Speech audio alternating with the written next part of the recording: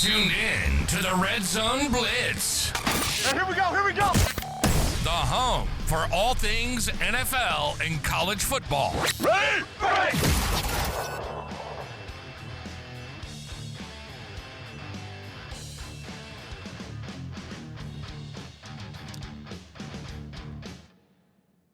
What up, fellas? What's going on? Yo, what's up? What's happening?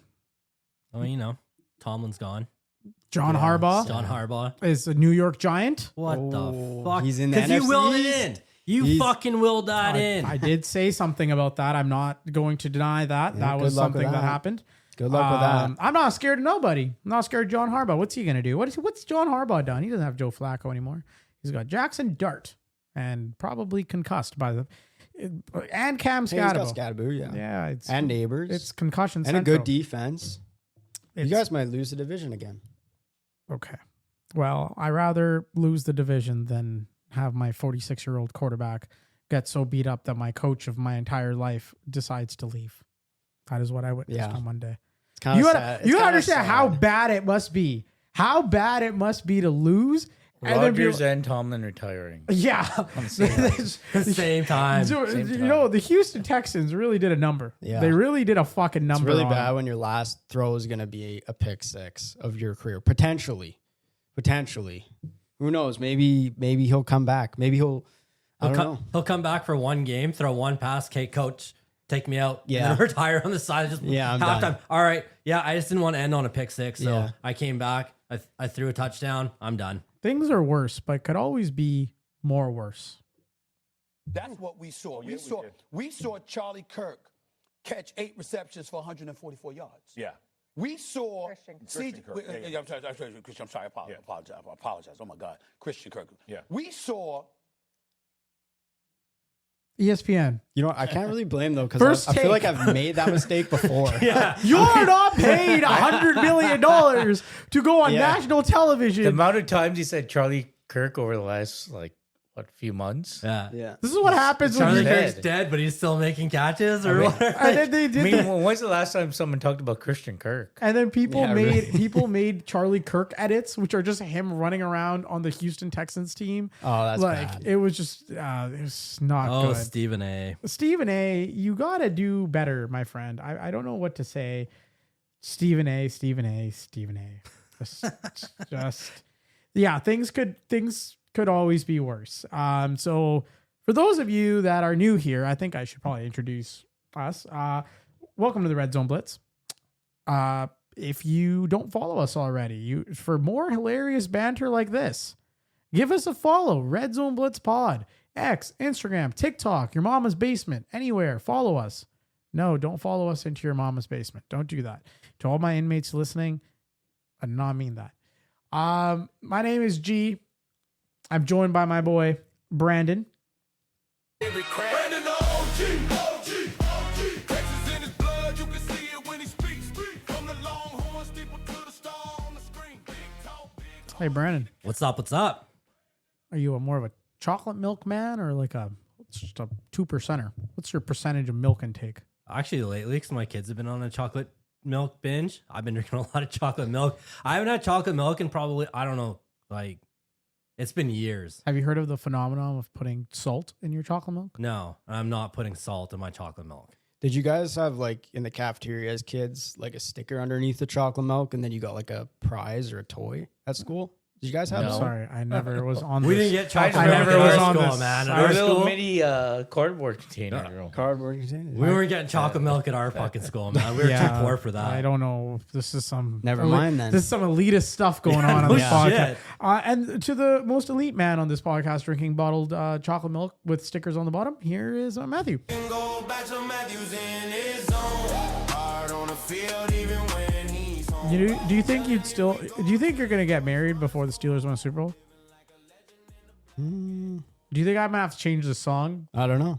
Because I'm not changing it if you get a girlfriend. You're still black and gold bachelor Matthew. Yeah. I'm not Always. paying. I'm not paying Yeah, that- fucking the AI to do My this. future wife might be When pretty you pissed about that. you know but- when you put a ring on that woman's finger, Yeah. I will go out and I will pay you the $12 and I will update your song. But until then, it's golden black Matthew until then. Bachelor. Matchler. It's Matchler Matthew. Speaking of, The Bachelor is coming out. No. Do you understand that we have a segment due to actually, it's not The Bachelor. It's The Bachelorette. And that's coming out. And we're going to do Bachelorette bios where you guys get to read and judge these men that all want to go on there. But the bios haven't come out yet, so we still have time. The Bachelorette, I'll give you a little teaser on her just so you guys are aware of what you guys are going to be walking into. Are you still looking at the Milkers? No, it's not the Milkers, KK. This is Taylor Frankie Paul. Okay, first of all, Wait, what? those Is that are her three. name? Those are three dudes' names. Taylor, Frankie, Paul. I understand what these people are trying to do by getting us canceled this early on in the episode, but those are three dudes' names. So Taylor Frankie Paul is stepping into the spotlight as leading lady for the 22nd season of The Bachelorette. After igniting mom talk, which I guess is the moms on TikTok, and going viral for pulling back the curtain on Salt Lake's soft swinging scene in Hulu's Emmy Award-winning nominated series, The Secret Lives of Mormon Wives, the 31-year-old Utah native is ready to trade headline-making heartbreak for hometown dates as she begins making her mark on Bachelor Nation. Paul is the breakout star of The Secret Lives of Mormon Wives, captivating millions with her raw, unapologetic storytelling. Off the screen, she's a TikTok powerhouse whose comedic, heartwarming, and bitingly honest content has earned her a massive following. As a single mother of three, Paul shares the highs and lows of her life with unfiltered candor. With humor, resilience, and a fearless openness, she inspires others to embrace life's chaos and own their story. This is going to be one messy season, brother. She's a Mormon wife? A TikTok powerhouse? She used to be a Mormon wife. Did you know? You also, I hope you guys are aware, this is going to be the most engaging content. We're going to get crazy numbers on this shit when we do this. Like, we're going to be clipped. We're about to go viral. Brandon's going to say something. I've never watched a single fucking episode. Oh, no, we're not watching Mormon it. Wives, No. Bachelor, Bachelorette. Listen. We're not watching it. That would require us to, take our time to actually get to know these people. No. We're just going to judge them based on how they look and what the fuck they wrote in their bio. We are very superficial, judgmental people here. We literally Absolutely. just spent the last episode ranking the titties of all the remaining quarterbacks. In That the is NFL. true. That is true. That is Yeah, very so, true. Yeah. No, we are there to So apparently, this woman, Frankie Paul, whatever her name is, she did some crazy shit on there on Mormon Wives, and now she's on. I can't tell if she's black or white. So, what? What's Frankie short for? I think maybe it's just she's mixed. No, she must be some sort of mix because she's got too much of a tan situation going. Like there's no way that's not a white girl. It's not full white. Watch her be like Mexican. Like look Latina. at her. Like I don't know. Unless she's got a really a 24/7 tan. If that's the case, congratulations, you've become my color. The superficial judging has Not quite begun. there yet. Not quite there yet. Like fucking people in India are dying, putting on Fair and Lovely, trying to get white, and you have white girls doing permanent tans to get brown. That's how it is now. It's a wild life we live in. Wild life we live in. Back to football, fellas. All right. So post-mortem time. Mike Tomlin. Actually, I don't know. Do you guys want to talk about Jim Harbaugh first or Mike Tomlin? Wait, I want John Harbaugh. John. Sorry, John. Get it through your fucking John. head. John. John. No, I refuse John. to. I refuse. I still think it's the stupid idiot that is in the LA scene who watched Herbert die. That's Jim. I know. So anyways, John Harbaugh. Do we want to talk about him first? Well, might as well, since you brought him up. Might as well. All right. So John Harbaugh, the details have not been announced at the time of recording about what his deal is, what it looks like.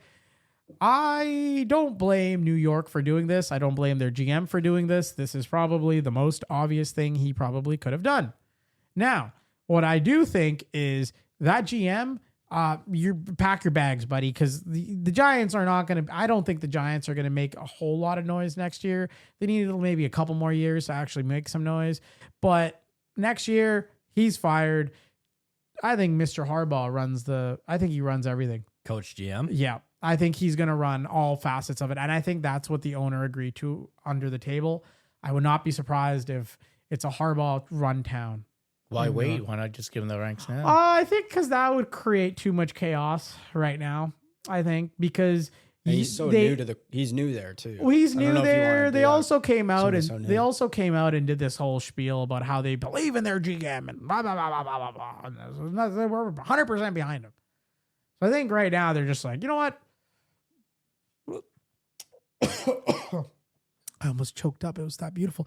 I think they're gonna let him go to the draft, which they shouldn't. Like, this GM is the same guy who wanted like every other player but the players that are on the team. And the reason why the players that are on the team that people are excited about are there is because their scouting staff was literally like, no, you don't know what you're talking about. Shut the fuck up. If you don't believe me, you can go watch the New York Giants offseason documentary where he told Saquon that it's time to go. And that blew up in his face. So that's my thoughts on it. I mean, was there a better landing spot for Mr. Harbaugh? I think that was the best spot for him, honestly. I just look at the pieces on the Giants.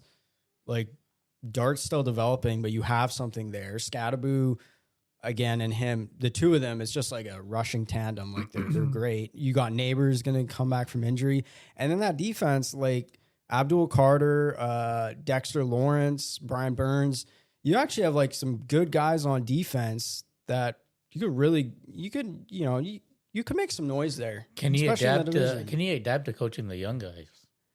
He's a Yeah, I veteran guess coach. he has been. I He's think a every veteran coach coach. can. Yeah, but I feel like any coach really could. Excuse me, Pete Carroll would like a word before you continue on with Oh. your statement. Pete Carroll would like Carroll. Pete Carroll would like Pete a. I know what you're about to say. I Like, feel like he any would- good coach should be able to, Any coach that maybe knows where the Yeah. fuck they are. Yeah, Pete Carroll would do like a that. word. He'd like to get in there. Yeah. Yeah. Yeah, no, the Giants, I think, were the best spot for them. They've got all the pieces. Obviously, they need a few more, and they've got a good draft pick coming up. Guys, so. what a but- city upgrade. Fucking going Going from from Baltimore, going from Maryland, this, to New going, York. Oh, there ain't no better city.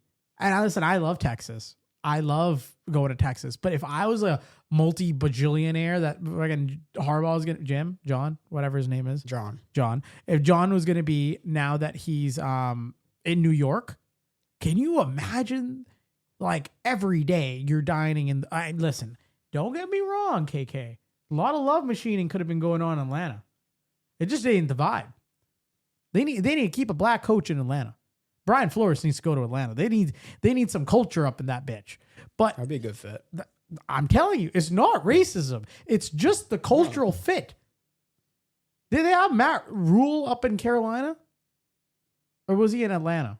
Matt Rule was Carolina. Carolina. Yeah. Perfect fit Now culturally. he's back in Nebraska. Now, but perfect fit culturally and playbook wise, I guess. But like some places are just, you need the right cultural fit there. And, Harbaugh, John going down there in Atlanta would not have worked out the best. I don't think so. I think from a football aspect, yes, but I don't think he would have been happy there. I mean, there is a lot of ass and titties and there's good chicken wings, but there's more to life than just ass and titties and chicken wings, unfortunately. And now he gets to go and So is that why Brian Flores is Michael? yes, Ass and titties and chicken wings. Brian Flores. that's what we sell on the Atlanta Falcons network. But you think about it. You're a multimillionaire. You are the head coach of the New York Giants. You will blend in because there's so many celebrities in New York. You get to go, the world's best restaurants will literally close off tables for you because they'll be like, all right, John, come on down. I got your private seating downstairs. Your family, God knows that's going to be phenomenal if you have daughters. They're going to fucking love it. Oh, especially if it starts winning. Oh, it's fucking going to be disgusting. Oh, the restaurant's full tonight. Oh, it's John Harbaugh. Yeah, I'm sorry. Your reservation. Yeah, you can get the fuck out of here. Dude, it's like, I'm telling you right now, the New York Giants, when Odell was there and doing things, Eli was there doing things. Who was the running back at that time? Ahmad Bradshaw. I think. Is he a black man or a white man? He's black. They just got the white version of him. There you go. And now they're recreating history. It's a beautiful time, man. Cam Scattaboo, Jackson Dart, Malik Neighbors, and dare I say they add in Carnell Tate or the other dude from Arizona State, your boy, Jordan Tyson. Dare I say they add one of those bad boys? Or here's a wild thought. What if they go absolutely nuts and add Jeremiah Love? and they do some wild fucking Detroit Lions 2 running back shit, and John Harbaugh comes all over the place. That's insane. Can you That's guys? not happening when you have Jackson Dart running the ball. You guys gotta believe They're in- not the Jets. Three-headed monster? They're not the Jets. Come on. Yeah, just The draft. Jets would do that. The Jets would definitely draft. two Yeah. running Turn into backs. the Browns and just keep drafting running backs. Yeah. Oh my God, could you imagine? Just one team just operating like the Browns, but it's one position only. Yeah. I only draft corners. Sir, you have no defensive tackles. I don't care. I only draft corners. Well, honestly, like, who the fuck knows what the Jets are going to do now since Dante Moore's staying The in Jets Oregon. remind me of when Cooper Flagg was like, they were like, oh, he might go back to Duke. Oh, no, he might go back to Duke. And some Hornets fan tweeted out and said, you can go back to Duke, but DC and us, we're going to be right back here next year waiting. You go back, you enjoy yourself, but we ain't going nowhere. Yeah. And I think that's what New York's going to do. If New York has any ounce of pride, they take a quarterback. No, at 2? Not at 2, but like No, they take Not what's there. That's what I mean. At 2, can't- there's no, like they can't do quarterback that still at what's 2. No, if you're the Jets, you're trading down now. No, they should 100%. You are down. trading down. You're But- trading down. but You that- need extra assets. But that really fucked them. Because now teams know, like, you're not going to take anybody. But- So the offers got slightly worse. in my opinion. not necessarily. I think if you're a team and you're like, okay, the Jets might take Dante Moore, but like I need to trade up and like get this guy that the number 3 pick's gonna take. I would go up and have some urgency. But now they're like, well, you're more likely to trade than you are pick. You have no fucking quarterback. So we all know you're gonna trade down now. Having also said that, the Jets have a plethora of picks. Like something nuts. So anything's possible. But I mean, look at it, and like this year's QB class isn't like particularly strong, but next year is going to be, Arch Manning, Julian Sayin, Dante Moore obviously is going to be back in the mix. Arch doesn't need to go anywhere. I think we can keep Arch and we can just keep his eligibility in Texas until Dak's ready to retire. No, he'll go because he'll get pushed out by either KJ Lacey or Dio Bell. Yeah, You're not in a very dreamy mood today. I see. You're not here to build fantasies. You're not. There's some little Dallas Cowboys pipe fan dream. in his bedroom listening to this. No, I'm ready. Pipe Arch dream. just needs one more year. I think 2 years was the plan. And for QBs, we've got KJ Lacey who's ready. Don't we also have And we got Phillip Rivers Diabell. kid like somewhat down the line here today? We're scouting him. He hasn't Yeah. committed, but we could get him. Gunner, I think his name is. Well, of course, Phillip Gunner Rivers Rivers. names his kid Gunner fucking Rivers. Gunner Rivers. Well, he's got fucking 12 of them. Imagine if like He's got the QB name. the entire fucking pipeline just goes through Texas or through one school. If all of his kids commit to one school 3 years. Where did he go to school? Oh fuck, he Can't went. remember. So I'm working on a get. year So I'm working on a 1960. get for the podcast, and this guy's a former American football. Well, he's American, but he's a former college football quarterback. And he guesses. I'll give you guys hints. He began playing at Tyler Junior College in Tyler, Texas, and then he transferred to the University of Oklahoma. He has possibly the greatest name I've ever seen a professional athlete have. Is that what's his nuts? Is that like it's like General Booty? It's General General Booty, Booty. right? It's I General was going to Booty. say that too. I Yeah. was literally going to It's say General Booty. So Yeah. we're in talks of getting Mr. General Booty on the podcast. Brandon won't be there for that episode. Don't need Brandon fucking telling him he's a fucking horrible human being. General Booty's General booty. Booty. His General booty. Yeah, but a name. they named their kid General Booty. That's what they did. Shout out to them. Yeah, fellas. John Harbaugh. I'm gonna be saying You're that going to a lot. get that right eventually. Eventually, Eventually, one of these days. One of these I'll days. scream it when the Giants are putting 44 on the Cowboys' head. Yeah. You know what? Not a bad spot. I think that's a win-win for both parties. Not a win-win if you're probably the NFC East. Not a win-win, honestly, if you're Baltimore. Baltimore, not a really great thing. Because I know we don't have this in our little prep sheet, but I'll preface this by saying the Baltimore Ravens owner has been going on a bit of a Jerry Jones media tour. He has, yeah. He's been doing a lot of media clips. Which is it's funny because he said he did not want to be in the spotlight. I didn't know what he looked like. Yeah. I don't know. But- I never knew what he looked like. He looks like a fucking Italian mob boss. Yeah, he does. He He does. looks like he's like fucking part of the mafia. Yeah. Kind of sounds like it too. He does. Fuck. He's like, Well- I make the moves. Well, do you understand I have how the power. the way he phrased certain things? So first of all, he goes, they're like, do you regret, firing John? And, like, what would you ever think about, what would have happened if you guys had won that game and not missed that kick.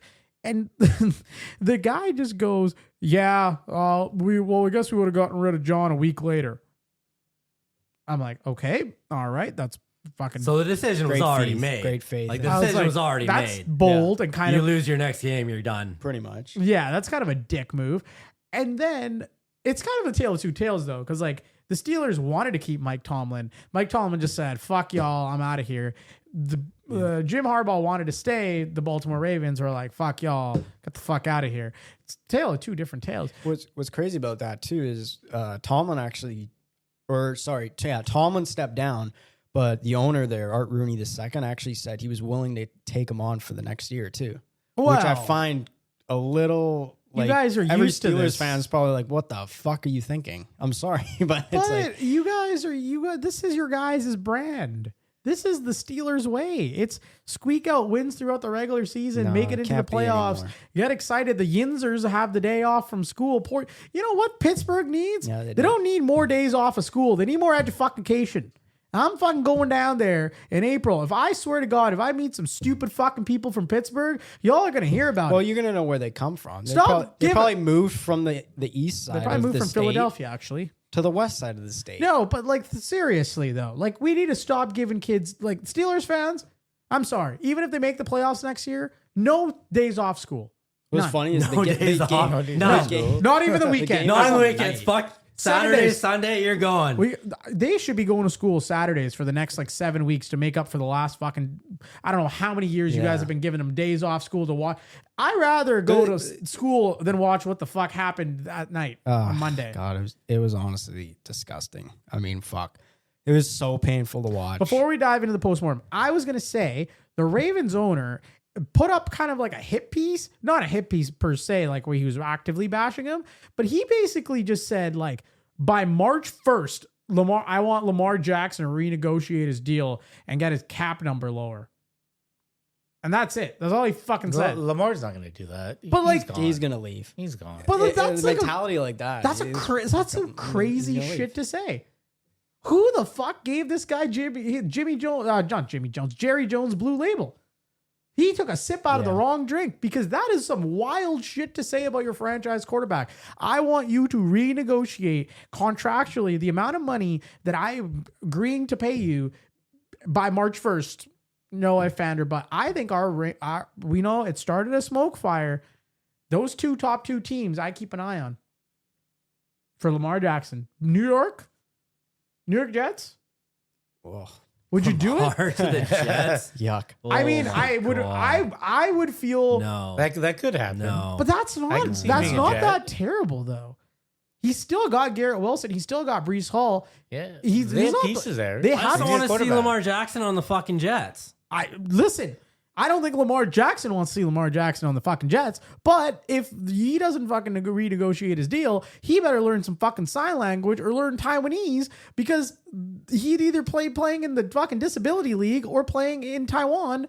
Sorry, the disability league is the Jets, but he'd be playing for the special needs Olympics or he would be playing in Taiwan.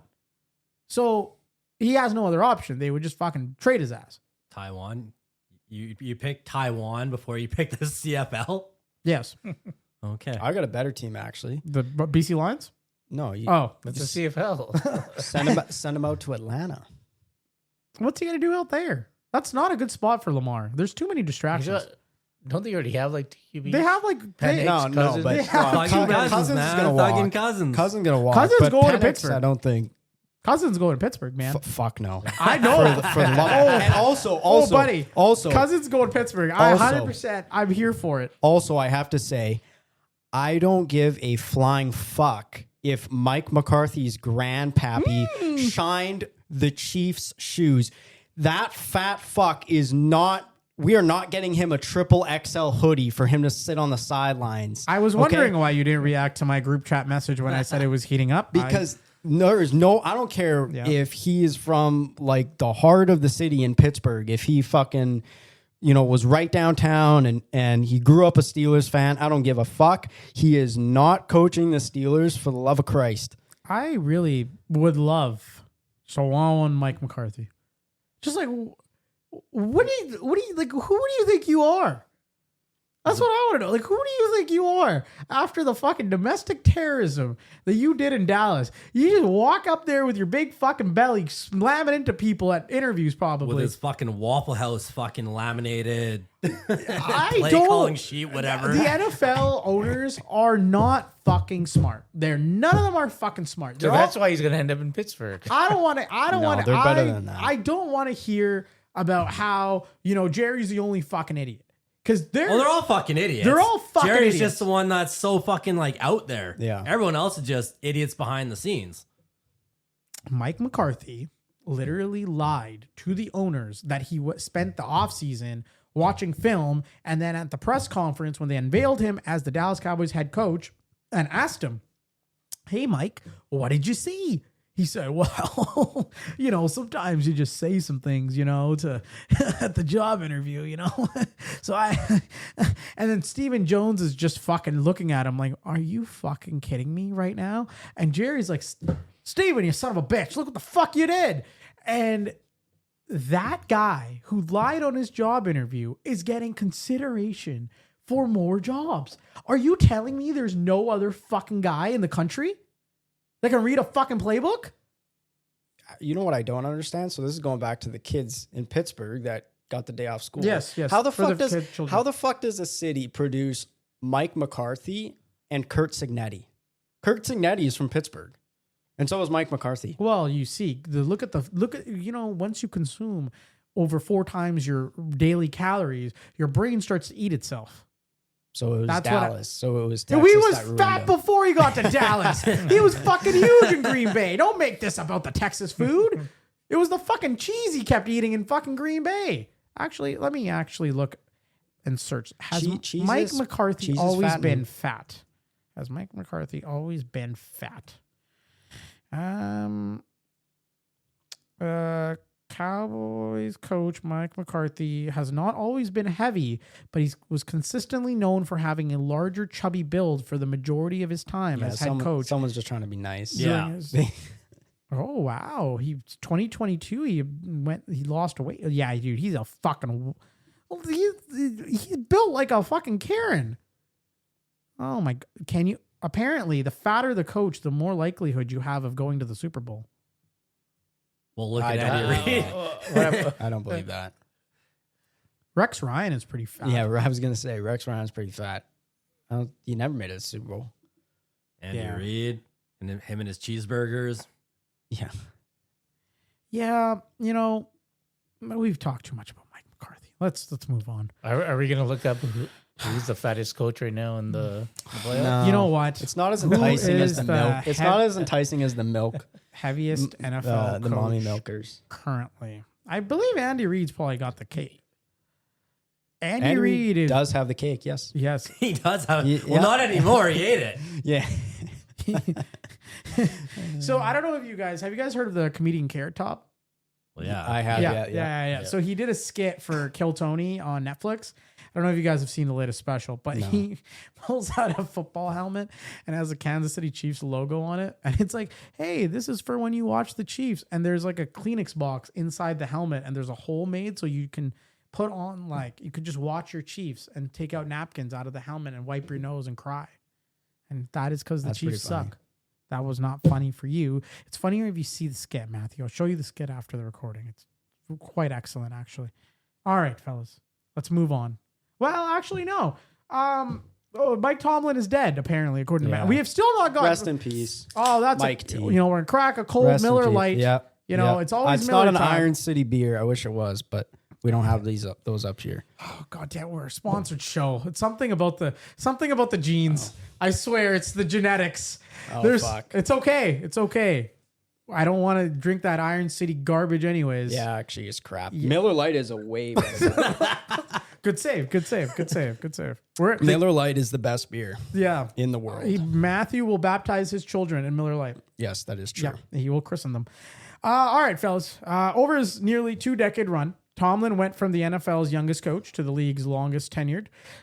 Coach who famously never endured a losing season. His final record was 193 wins, 114 losses, and 2 ties in the regular season. He tied legendary coach Chuck Noll's franchise record for regular season victories and did so in 33 fewer games. Tomlin ranks 9th on the NFL's all-time win list, and his .628 career winning percentage is 26th all-time. I just think it's crazy. 19 seasons, not a single one's a losing season. Yeah, that's unheard of. And then the crazy thing is with the Steelers, they've only had 3 fucking head coaches since 1969. Three fucking coaches. That's the wild part. Like, that's crazy. Yeah. And then you've got other teams that had 3 fucking coaches in the past In one season. 4 years. The Raiders. Raiders is one. What would you... Okay, so he's gone. He's out of there. What... Actually, before I ask you what coach or whatever goes on, let's listen to Aaron Rodgers talk about Tomlin and also his buddy in Green Bay. Nope, that's our fucking intro. Nope. That was wrong. That was our intro. My bad, guys. My bad. It's all coming back to me. Actually, go. Tell me first. Our intro has suddenly taken over the show. That's the outro. That too. The outro and the intro both have played at the same time. We are fucked. Saying we did this whole thing where you fuckers all responded to our fucking emails saying, you guys need to bring back the energy. Where's the energy? I hope you fucking like the chaos. We can't even get our soundboard working. Yeah. Matthew's out here talking about competing beers. KK's about to talk about some milkers in about 30 seconds. It's all coming back to us. It's all coming back to us. Oh, KK, I didn't introduce you. Love Machine. Oh, yeah, That's you what I was trying to forgot. say. Yeah. Oh, hey, was trying to say KK. that Love before. Machine KK. How do you do? What's up? How's it going? Just chilling, man. If you could make love in any NFL city, which NFL city would you make love in? You have to pick the stadium. Stadium. Yeah, gotta I want be you, on the field. I want you to do it on the field Yeah. after hours. Wine and dine in 69. Yeah. American Pie style. Probably you got to do Allegiant Stadium. Of course. Gotta go to Vegas. You'd pick the He's nice. going to Vegas. He's going to go to Chicas Bonitas. He's going to bring Yeah. Chicas Oh, Bonitas. He's going to bring What did that about Bonitas that? to the Yeah. field. Dude, man. Yeah. He's gonna create his Chicas Bonitas on the and he's gonna be like, this is 50-yard line. this is where Raiders Nation wishes they could score touchdowns. Mhm. You should know. You So it'll know be in the end zone. you should do it in the end zone. There you go. At least somebody will score in Allegiant Stadium. Da-da-da-da. Yeah, that's KK. Fellas, all right. So what he's got? 3 coaches since 1969. Yeah, 3 coaches since 1969. All right, Coach That's 4. crazy. Coach 4. Coach 4. Who, like, is there a coach in mind? Do we have a coach in mind?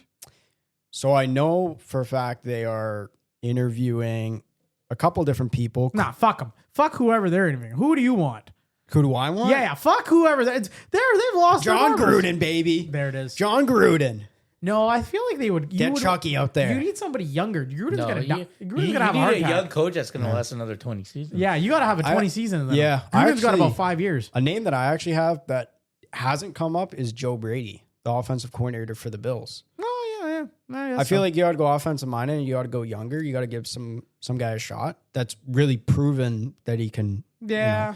Like an offense that, in my opinion, just has Josh Allen and James Cook. I mean, you got more pieces. Obviously, the Steelers have a way to go. But if they're gonna give him Kirk Cousins next year, none of it matters. that's not happening. You could have fucking That's not Andy happening. Reid calling the plays. Kirk Cousins in that offense is gonna be just what we saw. This dude. If they get Kirk Cousins, yeah, no. you're gonna be I don't want that. you're gonna be a depressed Pittsburgh Steeler fan If in they- Pittsburgh. buddy, if they got Kirk Cousins and Mike McCarthy, I don't even know. He's if gonna I'm end up a make it Colts big. fan. Yeah. We welcome hell you. no. We welcome you to Dallas Cowboys Radio, where we're joined by the newest Dallas Cowboys fan, Oh man. Matthew from the Red Zone Blitz. Honestly, if Cousins and McCarthy, fuck, that might happen. Jesus Christ, that don't want to happen though. No. They're better than I'm that. sorry. I know. Do you want to to say that again? Do you just want to say that again? yeah, That if Kirk Cousins and Mike McCarthy are on the Steelers, that I'll become a Cowboys fan. Absolutely. yeah. Say that statement again, just so we have it I on just record. said it. I've willed John Harbaugh to the Exactly. I was Giants. gonna say. I can you've will. been willing shit in, I man. can Yeah, will a really, whole lot no. more, fellas. No, they're better than that. No, I think trust you. I them. don't think They're- you'd become a they're Cowboys fan. I good. think No, you'd. won't. I I'm a think Steeler fan for life. you would just hate watch the Steelers. Some playoff games. I think you were hate watching the them Steelers right for now. the first half of this season, so you Yeah. probably hate watching them again. He would feel how we felt over the years with the Cowboys and Lions. and just being Buddy, bottom I'm already baser. there. I mean, 7 I straight know, playoff losses. I like how- I right like- there. I like how KK says the Lions. KK didn't give a fuck about the Lions when they were bad. KK was like, you know what? You guys talk to me. KK would be, this is why they call him the love machine. He didn't go for the ugly girl when she's fat and ugly. No. He's like, you tell me when you're off Ozempic, sweetie. I'll come by again. That's KK for you. He's basically told the Lions, he's like, you tell me when you get Jahmyr Gibbs, Amon St. Brown, and a functional offense, and I'll come by. And look, we got Aiden Hutchinson too. The name that I have for this is Marcus Freeman in Notre Dame. That's the guy I feel is like a real Steelers identity guy, defense first, rallier of the troops, rah, rah, rah, Steelers, terrible talent, like that kind of stuff. Yinzers, that kind of vibe. So I'm going, I got him. Yeah, I'm going Marcus Freeman probably as my candidate of choice. Full chaos would be Mike McCarthy. That would be fucking hilarious. Stop saying his name. Dude, it's not going to be like Beetlejuice. Dude, have you guys watched saying his name too much. Have you guys watched the Drewski clip where he's like the pastor from the mega church and he's like it's like a real fat guy just Mike flying. McCarthy? No, Drewski, the comedian. So like, it's how like the does that guy pastor from fucking mega church, and they like strapped him up to the ceiling, and you could just see him coming down. That's how they're gonna unveil him at the draft. Matthew's we'll pack some eggs in your pocket. You can throw an egg at Mike McCarthy. He'll probably eat it. Yeah, I'll probably eat it. He'll probably He'll probably gobble it. choke on He'll it. probably gobble it down. But Matthew just. So how did you? We're coming back to. How's your Eagles foot? How's your toe, thing. by the way, Brandon? It's fine. It's colorful, but it's good. Oh, I knew that thing was he's got a gay go toe. purple. What? Purple He toe. said it's colorful and it's fine. What are we not making gay Just jokes going, anymore? it's fucking fucking going to go too- purple. It's Like not we're gonna- getting soft. Hey, Brandon, call someone a slur. No, he's not falling for it. He's not falling. He's smarter than this. No. Anyways, here's Aaron Rodgers. Speaking of slurs, talking about what's his face, Mike Tomlin and the guy in Green Matt Bay, LaFleur. Matt LaFleur. Yes, sorry. I mean, this league has changed a lot in my 21 years. When you hear conversation about the Mike Tomlins of the world, Matt LaFleur's of the world, those are just two that kind of I've played for. And when I first got in the league, there wouldn't be conversation about whether those guys were on the hot seat. But yeah, look how long But Mike the way McCarthy that lasted. the league is covered now, and the way that there's snap decisions and the validity given to the Twitter experts and all the experts on TV now who make it seem like they know what the hell they're talking about. To me, that's an absolute joke. And for either of those two guys to be on the hot seat is really apropos of where we're at as a society and a league, because obviously Matt's done a lot of great things in Green Bay, and we had a lot of success. Mike T has had more success than damn near anybody in the league, for the last 19, 20 years. And more than that, though, when you have the right guy and the culture is right, you don't think about making a change. But there's a lot of pressure that comes from the outside, and obviously that sways decisions from time to time. But it's not how I would do things and not how the league used to be. It's Aaron Rodgers talking about his coaches that he played for. Yeah. I would love to see Aaron Rodgers in the broadcasting booth. I don't know about if I would love to see Mike Tomlin in the broadcasting booth, but Aaron Rodgers, I'd like that. In the booth or as an analyst? And more as an analyst. Yeah, I'd see more an analyst. But I don't see him. But I in feel the like booth. you just give me a full game of Aaron Rodgers just shitting on people. Maybe he'll start his Tom own. Brady does that subtly already. Oh, there should be like an alternate cast. Like, you know how they have the Manning cast? Yeah. They could have Aaron Rodgers and Tom Brady just sitting on a couch, just fucking being like, I wouldn't fucking do that. Yeah, right there, Brian. Yeah, That's okay. Got to scratch his ears. I mean, he has a good point. Like, Mike Tomlin did set a culture, and it's something like you go on like that many winning seasons, and it's tough to like. Teams fuck around and Just they go find over out, it. man. Times are changing. If you're not Someone- winning and you're not contending for Super Bowl, But Yeah. like you think You're out. about it, Yeah. teams that fire guys that have set cultures have not gone out and done great things. When Jerry fired Jimmy Johnson, yeah, they won the last whatever. The next year they won, cool. After that, the culture was nowhere to be found. Same thing, Mike Vrabel in Tennessee. They fired him. He had a great culture in Tennessee. Was Tennessee always winning? No, they were not always winning. but they were still building something, and there was success there. They were making the playoffs. They're in games, and now their general manager is now hunting for someone to build a culture. Same thing in Pittsburgh. It's one thing to be, and I think this is what the owner is scared of, is if you are constantly in the basement and you don't have reasons to go to games, your culture gets diluted. Tennessee Titans, there's no reason for any new person to become a Tennessee Titans fan and for current Tennessee Titans fans to go to the games, even if they have Cam Ward. I don't think there was a game this year where you're like, yep, Tennessee. The New York Jets, great example of like, is there a reason for people to buy New York Jets tickets? Not really. Was there a reason for people to buy Cleveland Brown tickets for a long time there? Even still, until they started playing Shador. Yeah. Was there a reason? No, but Cleveland Brown fans always show up. Exactly. Always have. Yeah. So I think and even the Bengals. Yeah, the Bengals now, rah, it's Chase and Higgins and Burrow. Wow, great. But there's a little brief period there where they had nobody fucking coming to the games because they sucked and they had nobody worth watching. And I think the Steelers are a little scared that if they have to commit to this rebuild, they have to commit to playing scheduled losses. Like when you look at the calendar and the young Yinzers are back in school and they're like, yeah, what are you excited for? The game this Sunday? And it's the Steelers against, I don't know, the Steelers against the Houston Texans again.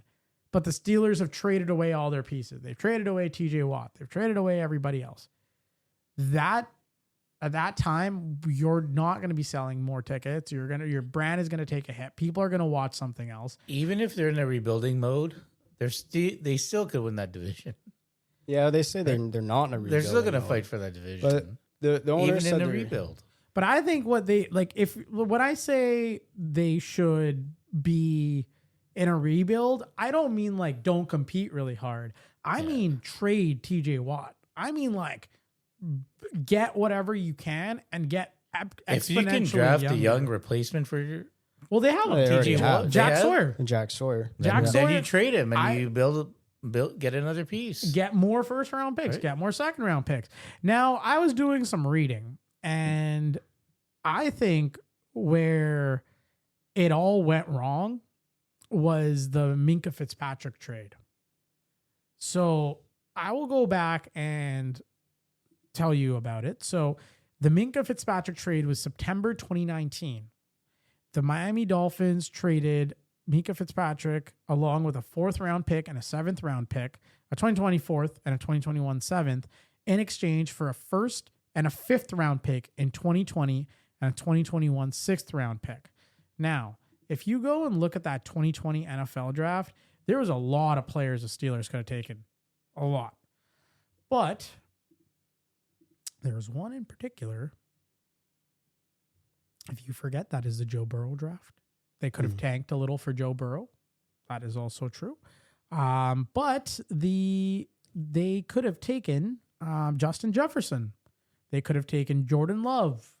They could have taken Michael Pittman. They could have taken T. Higgins, Jonathan Taylor. There was a lot of players. Jalen Hurts, I hate him, but you could have taken him there. There was a lot of players that you could have taken. That was a QB heavy draft too. Like there was tons and tons of quarterbacks there. So I think like when it comes down to it, it's obviously the past and you can't change anything. We can't go back and rewrite it, but the Steelers need to be mindful when making these big splash plays, like making these plays for players that are like not in their prime anymore. Like right now, TJ Watt, I don't think he's ever going to be the same TJ Watt that you guys saw in his prime.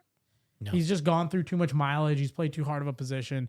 You're going to get a lot. He's going to keep competing. He's going to keep doing his thing. But this is what I think, what I wish the Texans did with JJ Watt, which was trade him. Let him go compete somewhere else. That's what I would do if I were him. Like I would just trade him to like whichever team gives me the best package. And then that will be the ultimate commitment to your fans, and release a statement saying, hey, we as the Steelers recognize how important it is to build our brand and build our identity, but we're committing to this so we can be dominant for times to come and not just making the playoffs. That would be my expertise there. I don't know if that's not going to fly, obviously, with ownership and all that stuff, because they hate the word rebuild. But anyways, all right, fellas, let's move into our divisional games. We did a great hefty analysis on the Steelers. Our opening drive.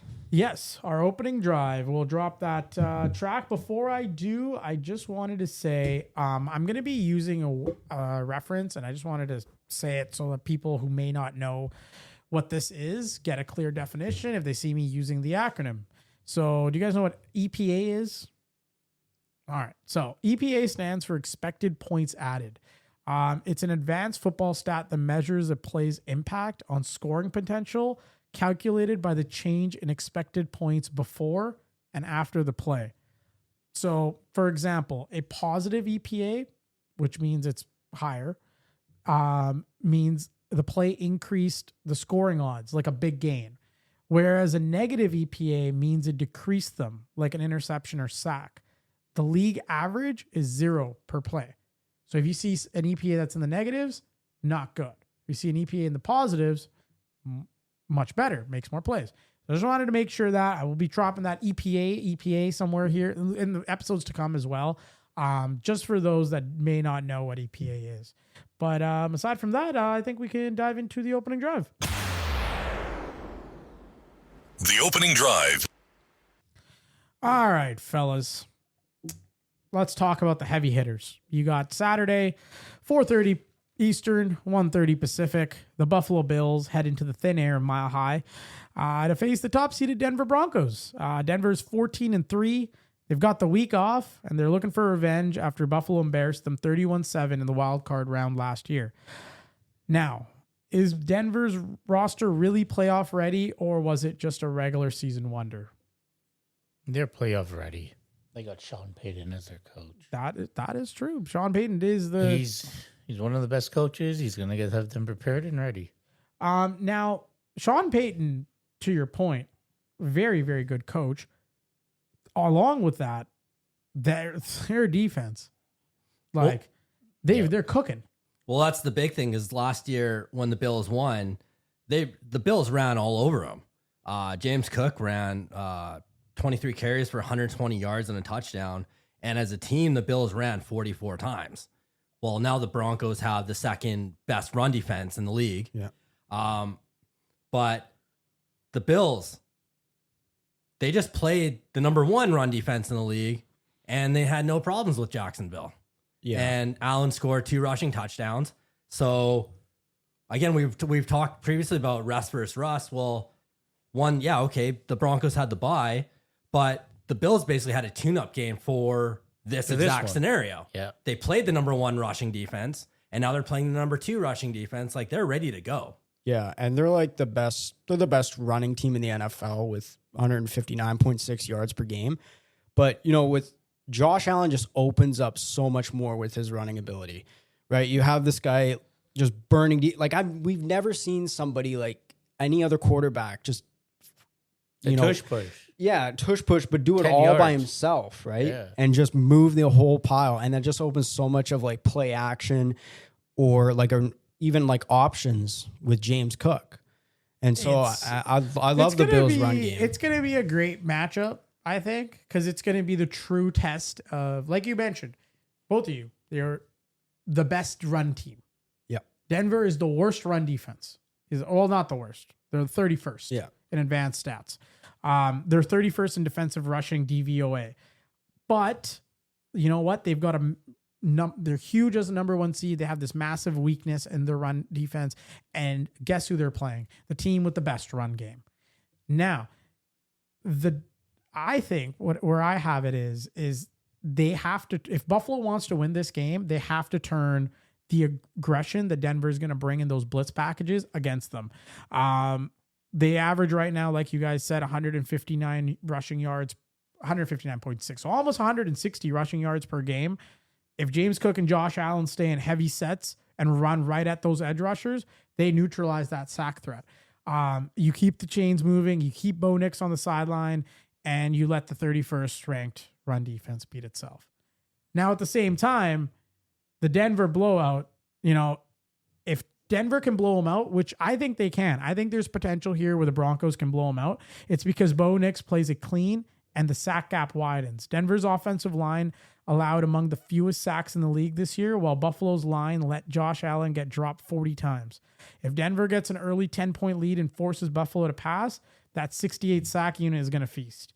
I want to keep an eye on Nick's efficiency. He's only thrown 2 interceptions in his last 5 home games. That's huge. Yep. You keep the ball, you keep it mistake free. You'll be in a good position. For the Broncos to win, it all depends. Are they going to have a run game? Right now, they have no run game. That is true. Mm-hmm. You're gonna have to get 0 run game. You're gonna have to get like Bo Nix rushing, and I think that's like And he has to be very efficient. with the ball. my little sneaky. I guess it will be not so sneaky, but my prop bet is you should bet on some of those Bo Nix rushing yards, because Bo Nix is gonna have to move his feet to get going, and get around it. As a quick note, did you know Sean Payton is 30-13 against bald-headed coaches since 2017? No, I didn't know that. Yep. Just Sean McDermott might want to put some hair on his head. That's wild stuff. Put a wig on or Yeah. toupee on for the game. Yeah. Sean McDermott is 11 for 38 on career challenges. Just a little couple tidbits on the coaches. Josh Allen went 9 of 12 under pressure last week. He's elite when things break down. But at the same time, I think, you know what, that Denver defense, if they get to him, this could get ugly. Now, the big guy that I have circled on my board, the big guy, and he doesn't play a flashy position, is Spencer Brown for the Buffalo Bills. He's their offensive tackle. The Bills defeated the Jacksonville Jaguars in a game where the teams exchanged the lead 4 times in the fourth quarter alone. Obviously, Josh Allen had that big quarterback sneak touchdown at the end with just over a minute left. Right tackle Spencer Brown has established himself as one of the best run blocking tackles in the NFL. He finished the season ranked 8th among all tackles in PFF run blocking grades. He was strong once again last week against the Jaguars. Now, Brown doesn't do well in pass protection. He earns a 41.9 PFF pass blocking grade after allowing 5 quarterback pressures. The Broncos led the NFL with 411 team pressures and, like we said, 68 sacks, highlighted by Nick Bonito, who ranked in the top 10 among all edge defenders and PFF pass rush grades. So it's really going to be Spencer Brown is fantastic in the run game. He's going to have to clean up that pass protection. I think that's huge. Anything else you guys want to add in terms of this game? What do you guys, if you guys are seeing anything, any players to watch out for? I know Khalil Shakir is, he's coming up clutch. Is he another guy? It's once again, Those Buffalo receivers got to come up clutch. somebody's got to make a play. It's got to, I don't know if it's going to be Coleman. I don't know if it's going to be Brandon Cooks again. Brandon, you've got somebody. Yeah, so that was actually my guy. If you got a prop bet, Brandon Cooks over 30.5 receiving yards. Cowboys legend. He's got to be the wild card, because obviously Shakir, he went for 12 receptions last game. He's going to be targeted heavily. They're going to try and shut him down. But where I think Buffalo can expose Denver is with their tight ends. And obviously Josh Allen loves using his tight ends. So he's got both Knox and Kincaid. They're going to have big games. I look for Kincaid in the red zone again to make another touchdown. But for the Bills, and this is going to be going for the entire postseason if they do win this, Josh Allen has to be Superman. Yeah, he does. We've talked about it. Burrow's not here. Mahomes isn't here. There's all his kryptonite is gone. There is no kryptonite for him in this playoffs. Like, they're not really saying pressure, but I don't think he's ever had this much pressure to win because of that.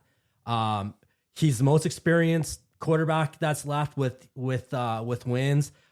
He's got the best touchdown to interception ratio with 26 touchdowns, 4 interceptions. He's second in rushing touchdowns with 9. Games with 300 yards, 3 touchdowns, no turnovers. He's tied with Tom Brady with 4. Mahomes has 5. Like, this guy shows up for the playoffs. There's been times where he's been the guy, but Buffalo's just blown it. But he has to be Superman. Yeah.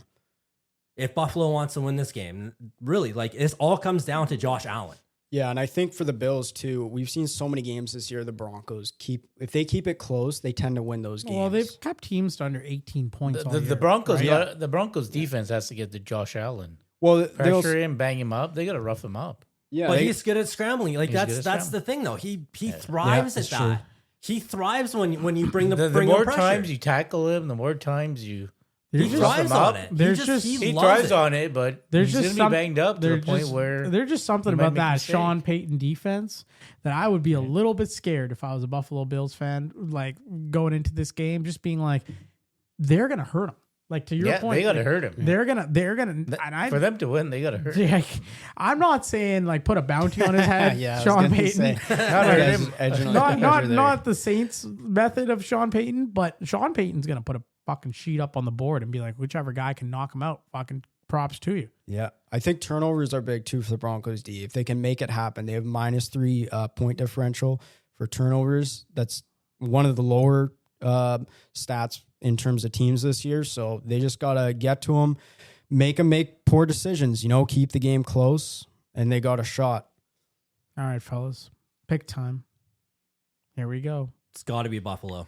It's this is Josh Allen's time. It's got to be Buffalo. He's got to be Superman, and he's got to get it done. This is a hard path. Obviously, he's with going on the road and not being at home.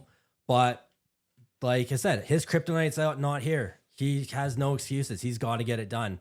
But yeah, the rest of the team, his receivers need to step up. But yeah, I'm going Bills. Yeah, in a playoff game last year against the Ravens, Josh Allen didn't have a good passing game, but he kept the game close, did it with his legs, had 2 rushing touchdowns, and willed his team to victory. I think it's going to be all eyes on him. So I think he'll prove the doubters wrong. I got the Bills. I'm going to go with the Broncos. I think Sean Payton's going to get that defense going, and that defense is going to just wear Josh Allen out. Create chaos, create havoc, maybe a few turnovers. Now listen to me here, Bills Nation. Oh, what do you got? Bills Mafia. Sorry, Bills not Nation. Mafia. Not Nation. Oh, Yeah, Bills Mafia. there you go. I hope you dialed in here. You have forever been the subject to mediocrity. You have forever finished second. Those are on your good days. You usually finish last. Now. Oh, okay. Sorry. I was like, what's going on here? It's like my address to Bills Nation. Oh, I'll have one. At least, nice little beverage. Miller Lite. There we go. It's always Miller Lite. This is great audio. This is fantastic audio. Sorry, folks. We're grabbing we're our trying to Miller maneuver- Lite in the fridge. Nope, top top ones. shelf. Top shelf. The top Top shelf. shelf. Oh, yeah, There you go. There you There go. you go. There you go. There you go. All right. Back to my clip for Bills Mafia. Here you go. Listen to me and listen to me good. For in your entire life, you've been second. You've been good, just not good enough. You've talked to the pretty girl. She just went home with somebody else. His name was Dallas. Last name Cowboys. That is true because they did beat him in the Yep. Super Bowl. Yep. Yeah. I'd say no lie. I say no lie. Listen, I know that sucks. That probably fucking stinks. We have a Netflix documentary about our successes in the 90s, and you guys have nothing because you guys came in second. Mm-hmm. There's a bunch of kids in Africa running around with Buffalo Bills Super Bowl t-shirts. It's horrible. It's the worst thing No, ever. it's not that bad. They're clothed. And then this year, it's supposed to be the Bills Mafia's year. It's just Bills going into the season. Josh Allen. And what do? You finish 6th. You don't even win your division. You sick. You make me sick. You had the whole year to get home field advantage. You had the whole year to do it for your fans. And what did your sacred son Josh Allen do? Nothing. You finished 6th. Embarrassing. Should be ashamed of yourself. Now, all of that can be put aside. We can put all of that aside. We can forget about the embarrassment of a season that this was. And we can go out there and win this game in Denver, come back home, rest in our beds, and await the winners of Houston and New England. But you guys aren't going to do that. Give me the Denver Broncos, Sean Payton led. Fuck the Bills. Fuck Bills Mafia. You all go jump through another fucking table. I hope your fucking table legs break before you could even jump in it so you look like a fucking buffoon. And stop stealing people's terrible towels, you fucking idiots. Yeah, that's right. All right. Now, hope you liked that, Matthew. That was for you. Thank you. Appreciate it. You're welcome. Yes, I have the Broncos, if that was not clear enough. So 2 on the Bills, 2 on the Broncos. Yes, sir. Even split. We have the 49ers, going into Seattle. Seattle holds the number 1 seed and just held San Francisco to a season low 3 points in week 18. But as we know, beating Kyle Shanahan 3 times in a season or even twice in 3 weeks is a different beast. What do you have, fellas? The hard. Oh, go ahead. Nope. No. Go ahead. I was pointing to you. So the hard part with this is Seattle ran such a masterclass on defense in the last game. Cover 1. Like, it's hard to make an adjustment when you absolutely dominated. Like, you've got no real film tape to be like, we need to do this, we need to work on that. They run an absolute fucking masterclass. So really, it's San Fran that has to make all these adjustments, and Seattle has to be ready to make the adjustments to that. Yeah. Like, in real time. Because obviously, San Fran's pissed off about that game, because if they won that game, everything would have ran through San Fran. They would have been home all the way through to the Super Bowl. So they're pissed off about that. Christian McCaffrey. It's always Christian McCaffrey for San Fran. They need to do another also trick play with Juwan Jennings as a fucking quarterback. That's what might win them the game. Is Like, the trick that's plays. Yeah. you got to expect another sort of trick play like that. That's how you're going to get through Seattle's defense, because Seattle's defense right now, like, oh my god, dude, like. Yeah, I think with Seattle's defense too, even, like you said, with cover 1, you can run a cover 2 zone defense and just put a spy on Purdy. The game that the Niners had against the Panthers, where they just had like a linebacker or a DB safety just hovering in the middle. And between the numbers, Purdy could not fucking make a throw. 3 picks in that game. Like, if Seahawks can just do that and get some takeaways on them, the game's going to run off pretty quick, especially in Seattle. Like, if you're new to football and you're like, I don't like watching the defensive side of the ball because it's boring for my team. Watch what Seattle does this game, because Seattle has to commit to a too high shell discipline. They have to. Mike McDonald's defense smothered the Niners, like we talked about week 18, by playing an unselfish split safety look. That took away the middle of the field for Purdy. So Purdy wasn't able to go down and make those passes in the middle of the field. In week 1, that's when the first time they played him, they played more single high. Brock Purdy picked him apart for 277 yards. Mm-hmm. Now, if Seattle gets greedy and they start trying to blitz and trying to get that knockout blow, Shanahan's going to make him pay. So it's going to be very interesting to see a little chess match. Like Brandon said, like, San Francisco's going to come with all these adjustments. Now you're Seattle. You have to adjust on the other side. You have to be like, okay, what am I doing?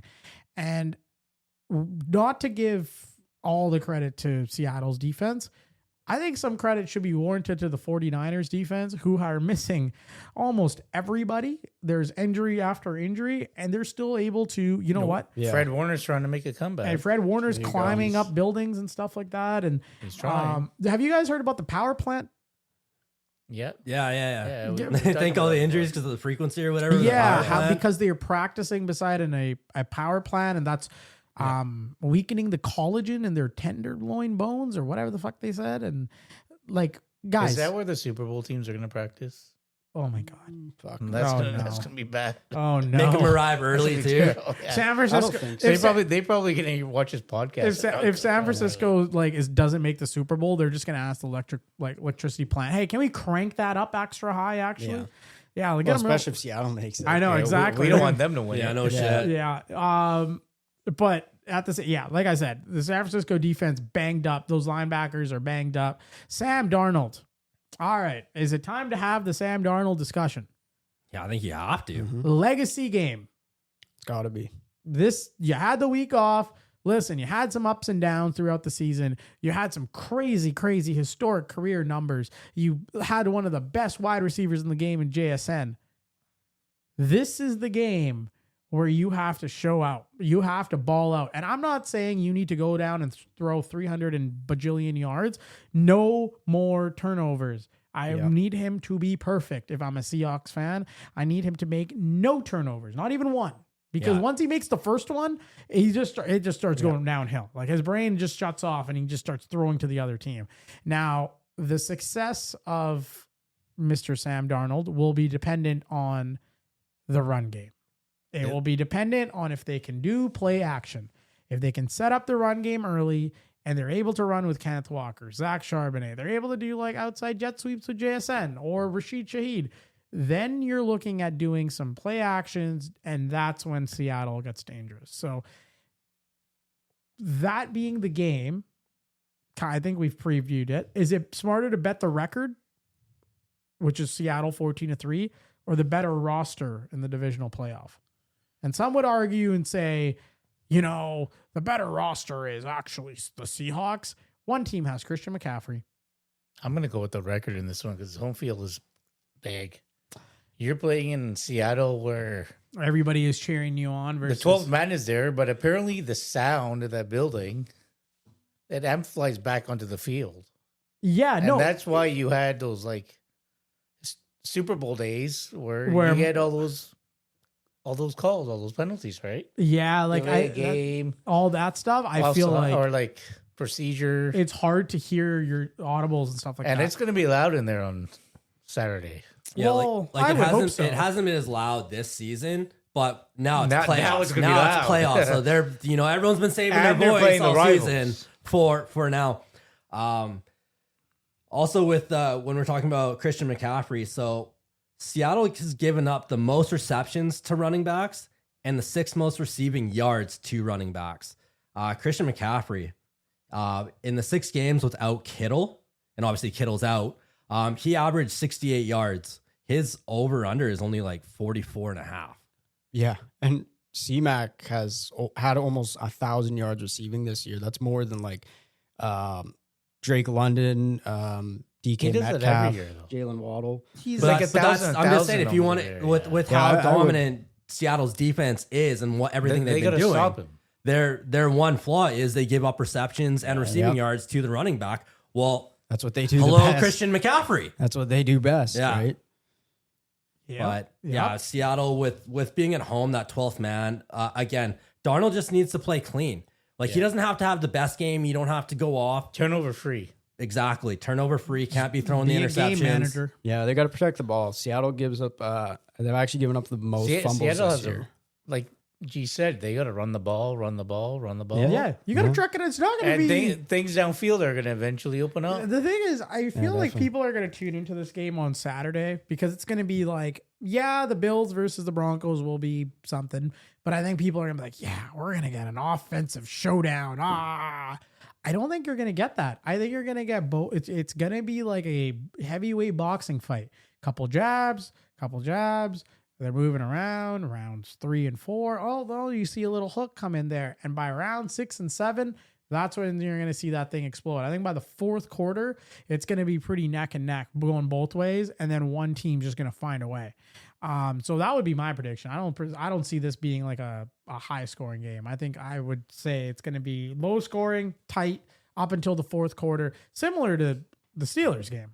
The Steelers game was low scoring, tight up until the 4th quarter. Yeah. So not to bring up old wounds, but we don't need that. But then I think that's kind of the model for this game. That's what it's trending out to be, because I think both teams are going to be scared of making that big mistake. And you're going to see some gritty football up until it gets the sparks start to fly. So yeah, I also think, I got to disagree with you I'd rather having the better record. I think I'd rather have the better roster. And I think, 49er fans travel well.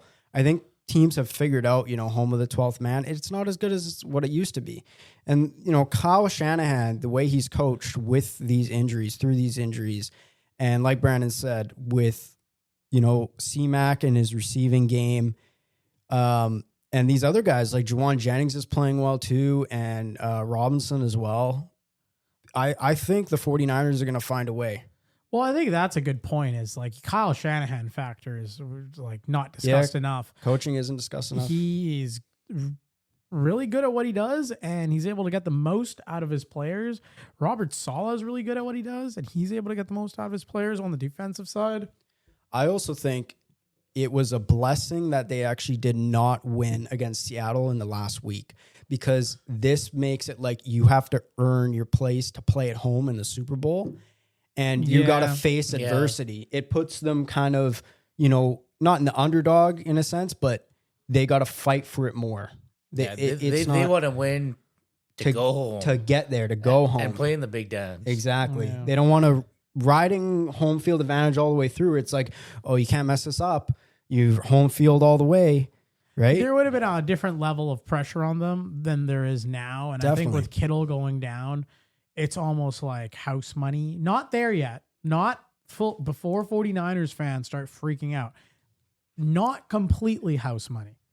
But I think if you had given a 49ers fan in August a list of the injuries that this team has had and the time Brock Purdy has missed and all of this stuff and the fact that they had to go up against the defending Super Bowl champions in the wild card. They've been sleepers in that division all season long to the last few weeks. And they were able to not only, they suffocated the defending Super Bowl champs, and they were able to do that with all the injuries. So I think, having said that, it's not house money. I understand.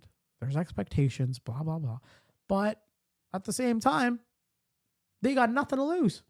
And neither does Seattle. I don't think anybody thought Seattle was going to win the division, let alone win the conference. No.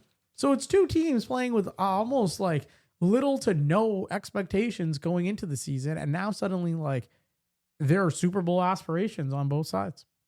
All right, fellas, who do we have? Final vote time. I'm going Seattle. I got San Francisco. Seattle. I'm going to have to go Seattle as well. That's just, Only you're the only one believing in the 49ers. There's the lone wolf. I always pick against Seattle, it seems like. You just hate Seattle. I get it. Your arch nemesis. They celebrated it's not your really arch they nemesis. they Ravens, Colts, It's the Seahawks. GFL rivals. Yeah, it's Seattle the fantasy and football Seahawks. rivalry. Yeah, where those they- guys are really I don't know what they're so mad about. I guess that Super Bowl that happened the years ago in Detroit. That's probably why. Or Moving it could be you being the defending champ. Could be, but Yeah, the way I ended this year, I mean, fuck. Moving on to Sunday, fellas. Wow, the clash of the two top 5 scoring defenses. Houston going into New England. Houston, just to put it lightly, humiliated Pittsburgh. But now they head into Foxborough to face a New England team that held the Chargers to just 3 points. Is CJ Stroud's performance a strength or a risk? I think it's a real problem, especially what I saw in that game where he's throwing the ball, where he has receivers wide open, or just you have to lead them, and he's throwing them behind.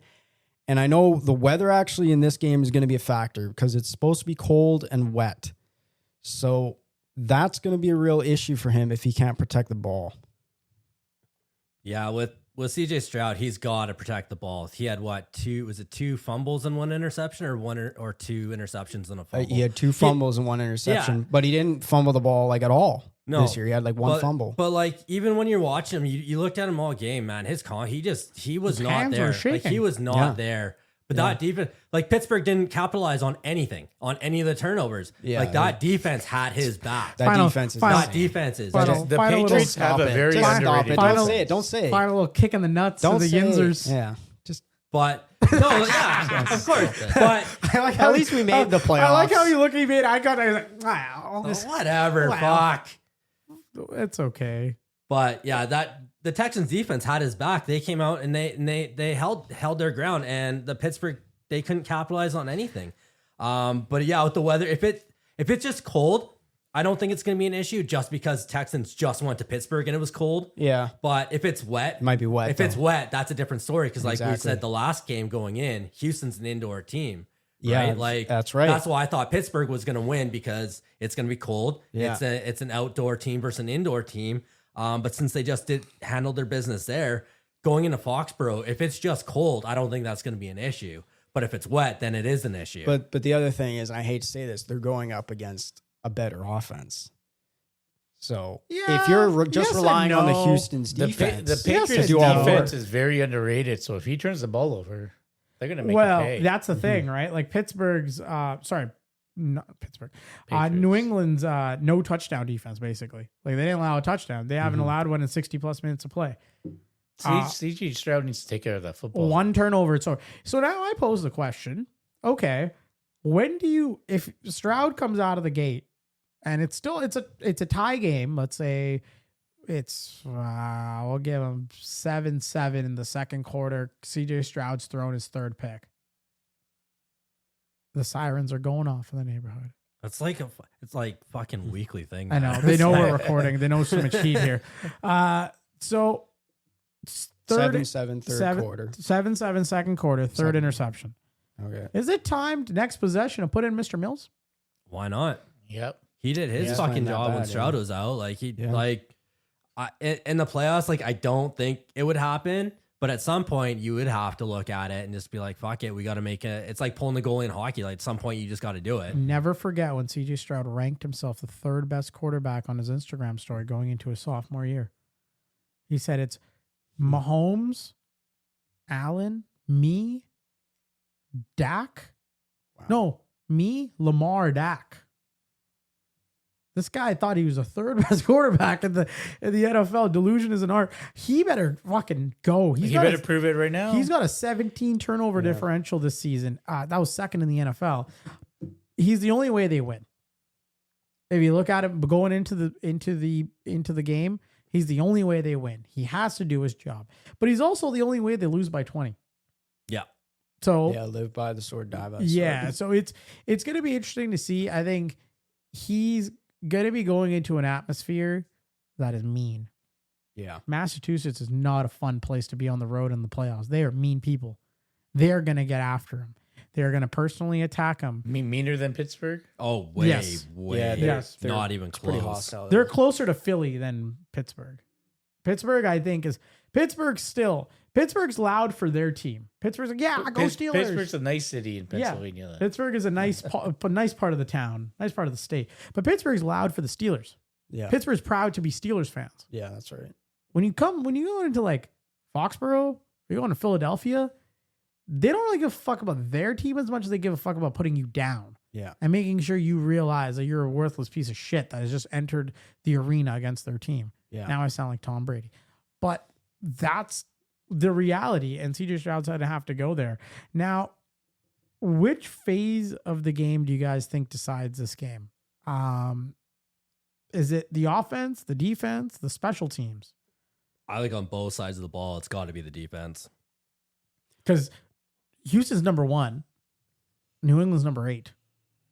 They might kill each other. Oh, they're gonna kill you. It's gonna be a violent game.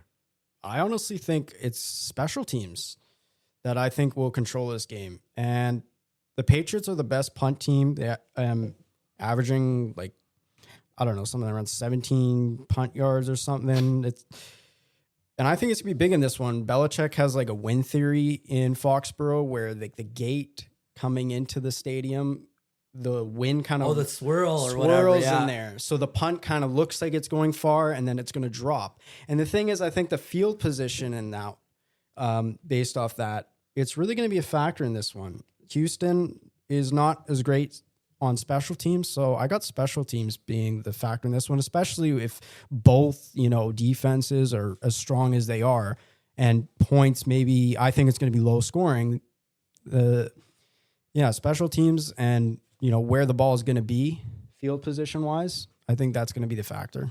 I'm going to go the offense in this one. I think it's going to come down to which QB can make the biggest explosive play, like a home run ball.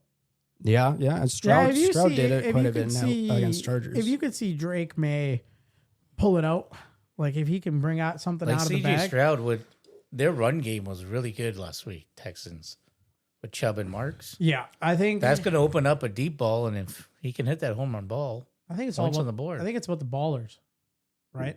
It's about the ballers. It's about the guys that want it. Big time moments. Is Collins? He's out. He's out. He's out. he's out.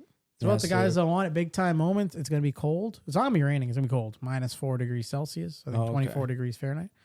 At the same time, it's going to be which QB can make the plays without turning the ball over. Yeah, I think the turnover battle is going to be. That's the thing. Like, you got to make mistake-free football, but I think I think we're overlooking a guy.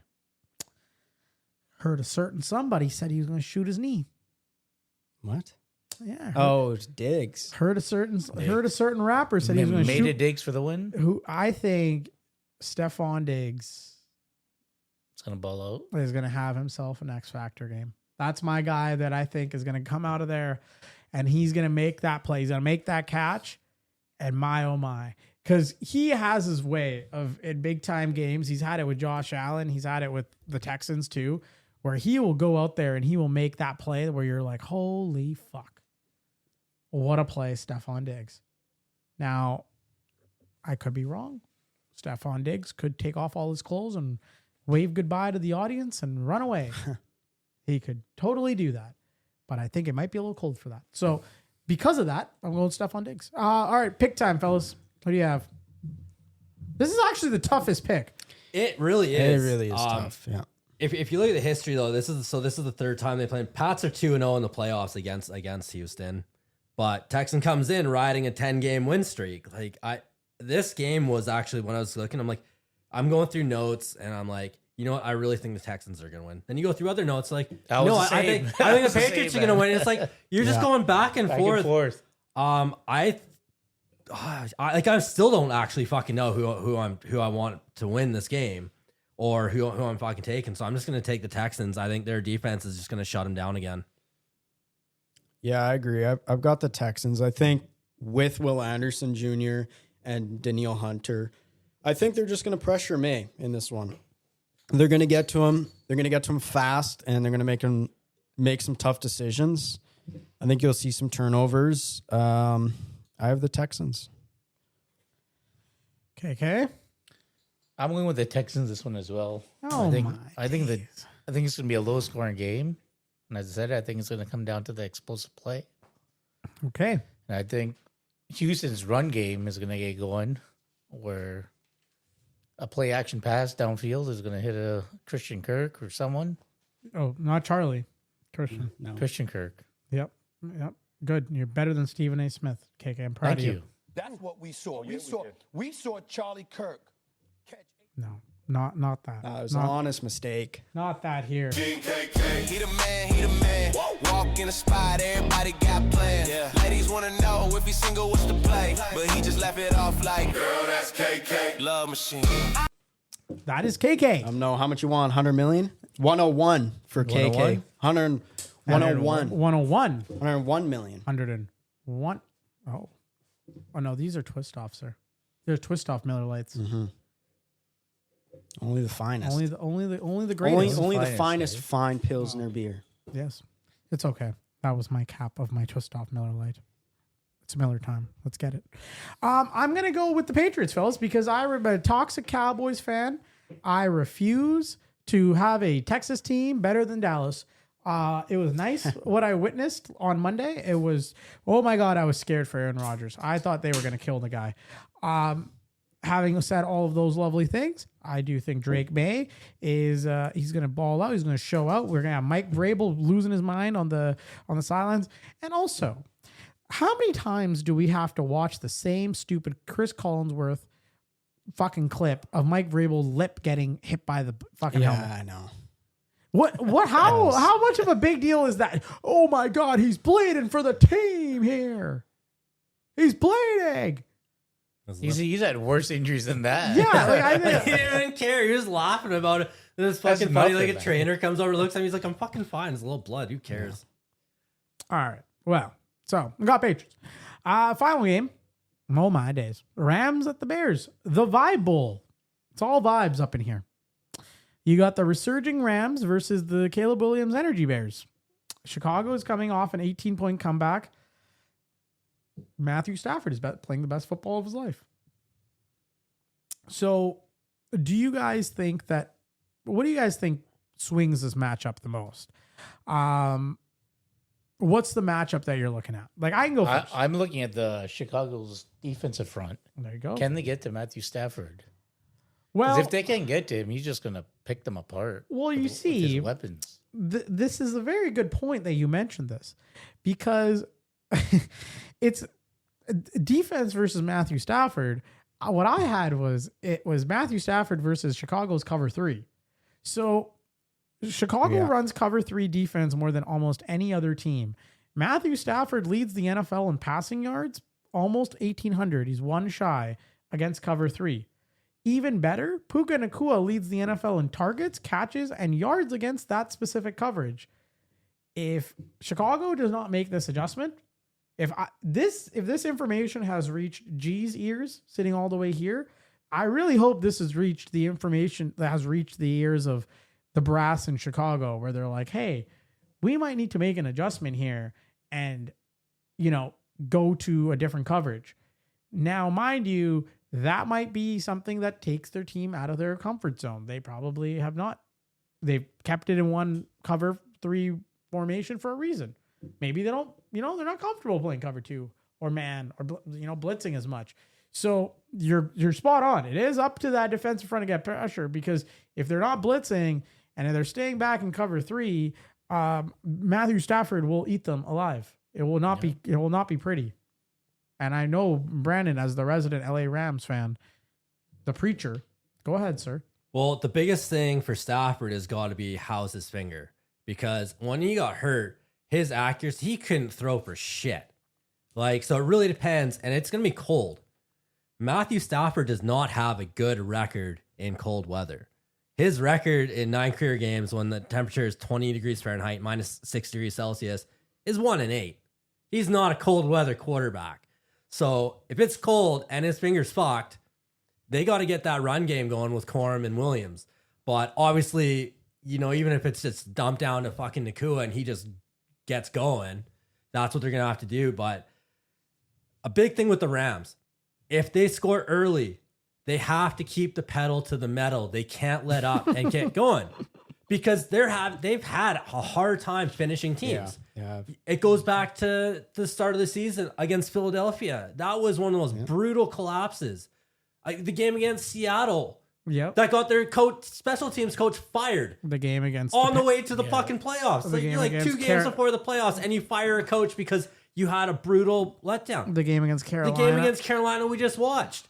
They came out firing. And again, it was once they went for it on that 4th down when they should have kicked the field goal, the game completely changed. And then his finger, he couldn't throw for shit. You cannot do that against Chicago, No. which is the most comeback team in the world. Like, they just love coming back from games. And that was my next point. Then you've got the other side of the ball is Chicago, who starts slow and they come back. They've got 7 fucking 4th quarter comeback wins. They just scored 25 points in the 4th quarter against Green Bay to win that game. Yes, sir. If you let Chicago get back into the game, Chicago's done this before. They keep doing it. Chicago keeps finding ways to win. So if you're the Rams and you score early, you got to keep scoring. You cannot give them that opportunity. But that also comes with coaching. I think if you have another 4th down play early, you got to put points on the fucking board this time. Yeah, I said it before in a previous episode too. The Bears are going to run into a team where there's going to be too much firepower, too much star power, and they won't be able to come back in the game. And that's the matchup that I have. I have the Rams firepower receiver core versus the Bears vulnerable secondary. And now this Bears secondary, they have poor speed. Kevin Byard, their safety, allowed the most pass touchdowns of any safety in the league.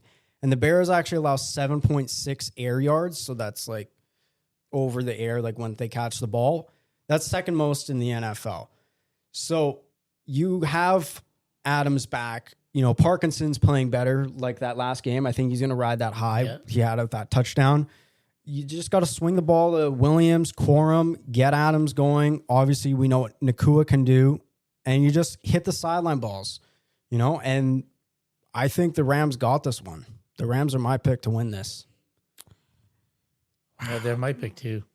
Okay. I Wow. think Stafford's going to pick them apart. You see, the thing is, it's experience. The case, all that. Okay, so you got 2 Rams. Go ahead. Make it Well, considering I said the Rams are going to make the NFC title game in preseason, I have to take the Rams. Yep, that is true. So I think your points are all valid. I think it starts with Chicago's defense if they want to have a shot because they got to get pressure. They're 30th at getting pressure to the quarterback. Like you mentioned, KK, that defensive front needs to get after Stafford. Stafford with a clean pocket completes 71.7% of his passes and has 41 touchdowns. That's insane. You got to get to, you can't let him sit there and cook you. Yeah. You got to get to him. You mentioned star power. A lot of dogs. A lot of dogs on the Rams. I don't think there's a bigger star in the NFL right now than Caleb Williams. I think Caleb Williams is right now the face of the league. Wow. I will say it. He is right now off of all these comeback victories, off of the camera angles that people are doing to. He's not the most likable person. He's not your uncle's favorite quarterback. Your uncle's not going to be happy with Caleb Williams. Nope. He's passing the Milker test. He's got good flying colors, good calcium. He's got a milk factory basically there. Yep. There's just a level of swagger to his game. Yeah. And I think there's a level of we're not really out of this. Because you look at other guys on that bench against the Packers. Luther Burden. I think Luther Burden never got bitched out more in his life than by Caleb Williams. Caleb Williams probably ripped him a new one.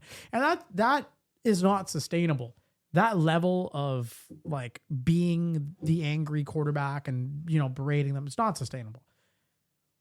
But by God, he looks like fucking Tom Brady. Like, my God, that it's not so much the play style because they're different quarterbacks, but the absolute mental state of like, I'm gonna fucking kill you. Yeah. And you got one guy over there in Matthew Stafford that literally said to Devontae Adams, we're going to snatch their fucking hearts on this drive when they played Carolina.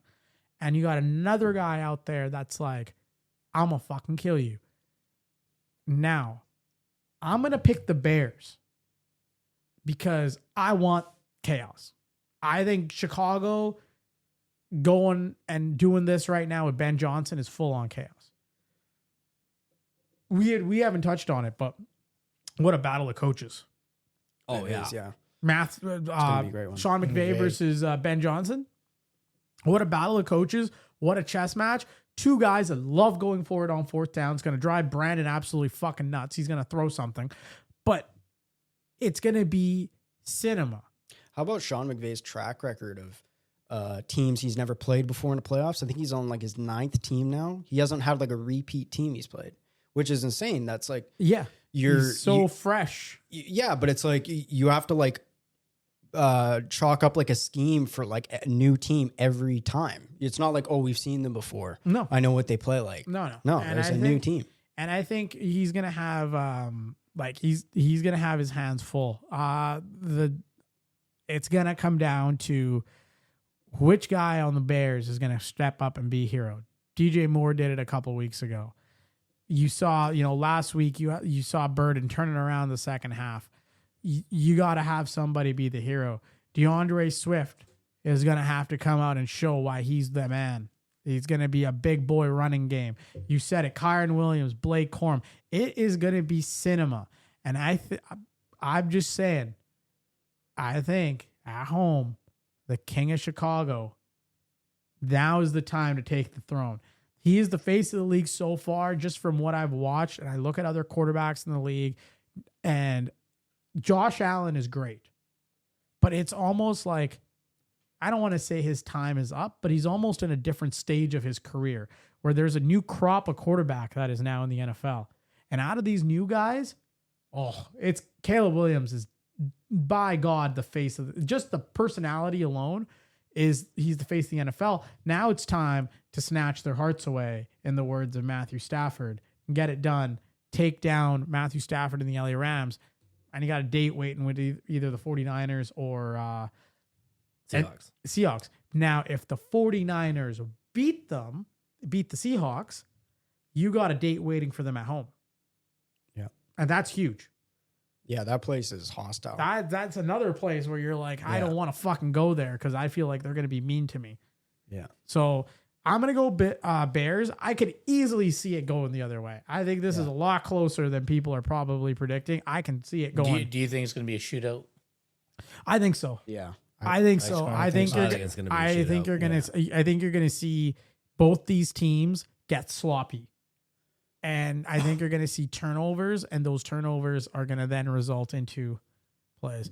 It also depends on like LA, like how healthy is Devontae Adams, how healthy is Puka Nacua. Puka He's Nacua. Matthew Stafford. How Well, that's healthy me. is- It's the finger, It's- right? Like, it's especially that- in cold. Like Exactly. That's what I'm having a hurt finger in the cold weather fucking because sucks. everything hurts more. Because everything hurts more. Exactly. So and that's not just for your finger. Everything hurts more. So every injury you have is amplified. And you know, that Rams team, they've been banged up. So I'd be curious to see how much obviously they're going to play through everything they can play through, but that's something to notice. Like if I'm Chicago's defense, maybe I'm going in a little bit harder on Devontae Adams after every play than I normally would have. That's just the gamesmanship of it. But great slate, fellas. We've got a great slate of NFL football. And then on Monday, we have the national championship game between the Indiana Hoosiers and the Miami Hurricanes in Miami. 4:30 Pacific, 7:30 Eastern. All right, fellas. So we're going to make it quick. So I'm going to cut right to the chase here. I want your pick. So I want you to make a straight up pick. And I want you to defend it why you made that pick. One reason. We'll start with KK. I'm taking Miami in this one. Oh, God. It's one reason They've Michael been the Irvin- best team in the country getting after the QBs. They lead the FBS with 54 sacks. Yep. For them to win, they're going to have to get to Mendoza and punish him badly. Hit him, pressure him. KK low Sack key. him, KK low key make him from the ball. might be Sean Payton's Rattle long him. lost brother. The way KK Probably is. Oh, yeah. The way KK enjoys punishing. Kill him. Did you? But I picked the Bills over the Broncos. He gets like a glow. He gets a Kill him. Here's $100. He gets a glowing thing on his face when he says punish him. Yeah. Kill him. You got to punish Mendoza. I mean, No, if you can get to Mendoza, you have a shot at winning this game. that's fair. That's fair. And Matthew? offensively, you gotta run the ball with your two backs. Well, Carson Beck's got to play like Carson. Like he's got to play a little bit But better. running the ball is going up with guys like Tony. You know, Yeah. get him the ball. I have so many design runs, screen passes. Is Malachi Tony the brother of Kadarius Tony? I don't think so. I don't think so. Are they? I don't Are think they they related are. at all? Because that's a red flag. That's a red flag. It's a red flag. His name. Because Come on. well, no, his relation to Kadarius Tony is the red flag. He is not related. No, the two players are not related despite sharing the same last name. Kadarius is from Mobile, Alabama, while Malachi is from South Florida. Maybe they have the same dad, but Could different be. moms. Could be. Actually, no, that's how rumors start. So that's why I'm taking Miami. That's fair. We got one Miami. Go ahead, Matthew. What do you got? You have the Heisman Trophy winner. Oh boy. You have probably the best coach right now in college football. You have a defense that's stopping Alabama to 23 yards on the ground. Give me the Hurricanes. Oh my days. Their third down efficiency, 47%. That were 11 for 19 last game, 7 for 14 the game before. Running the ball with Fletcher, they've been unreal. 172 yards, then 90 yards, then 133. 41 minutes for possession against Ole Miss. They just wear you down. All right. So, Kadarius Tony. Now you got you all fucked up. You got me all fucked up. What's his name? Malachi Tony. What's the fucker's name? Yeah, fuck. Player prop I have for him, plus 5 receptions. Every playoff game, he's actually had 5 receptions. So I would hit that line. And I think they're going to use him well. Run some screens with him in the flats. You know, if you run the ball option with Beck and Fletcher, you're going to have him deep. And then the key to stopping Mendoza, we all know it. It starts with the big boys up front. Ruben Bain Jr. is going to lead the way. Yes, sir. He's a mobile quarterback, but he's not the most mobile quarterback. So once you pressure him, that's kind of the key to success for him or against him. You just got to make him make bad throws, get to him fast, turn the ball over, and you're at home. That's why I got the Canes. Bang. Give me the chaos. Bang. All right. Yeah, no, Brandon, lay it to us. that's huge, right? Being at home. This is the first college football playoff team to have basically a home game. Yeah. Isn't Mendoza also playing at home? Yeah, he's from Miami. He's Yeah. from Miami, right? Like that's crazy in its own sense that Yeah. you get a home a pretty much a home game for the playoffs. Look, we've said it all season long, especially in the last 2 games. If you cannot have a run game against Indiana, you don't have a chance. Now, where Miami does have the advantage is they've got the big boys on the offensive line. You got to get Mark Fletcher going. But if you can't get Mark Fletcher going, you're playing right into Indiana's hands. Now, the big thing for me is perfection. Indiana, tell me a flaw of Indiana. Anything.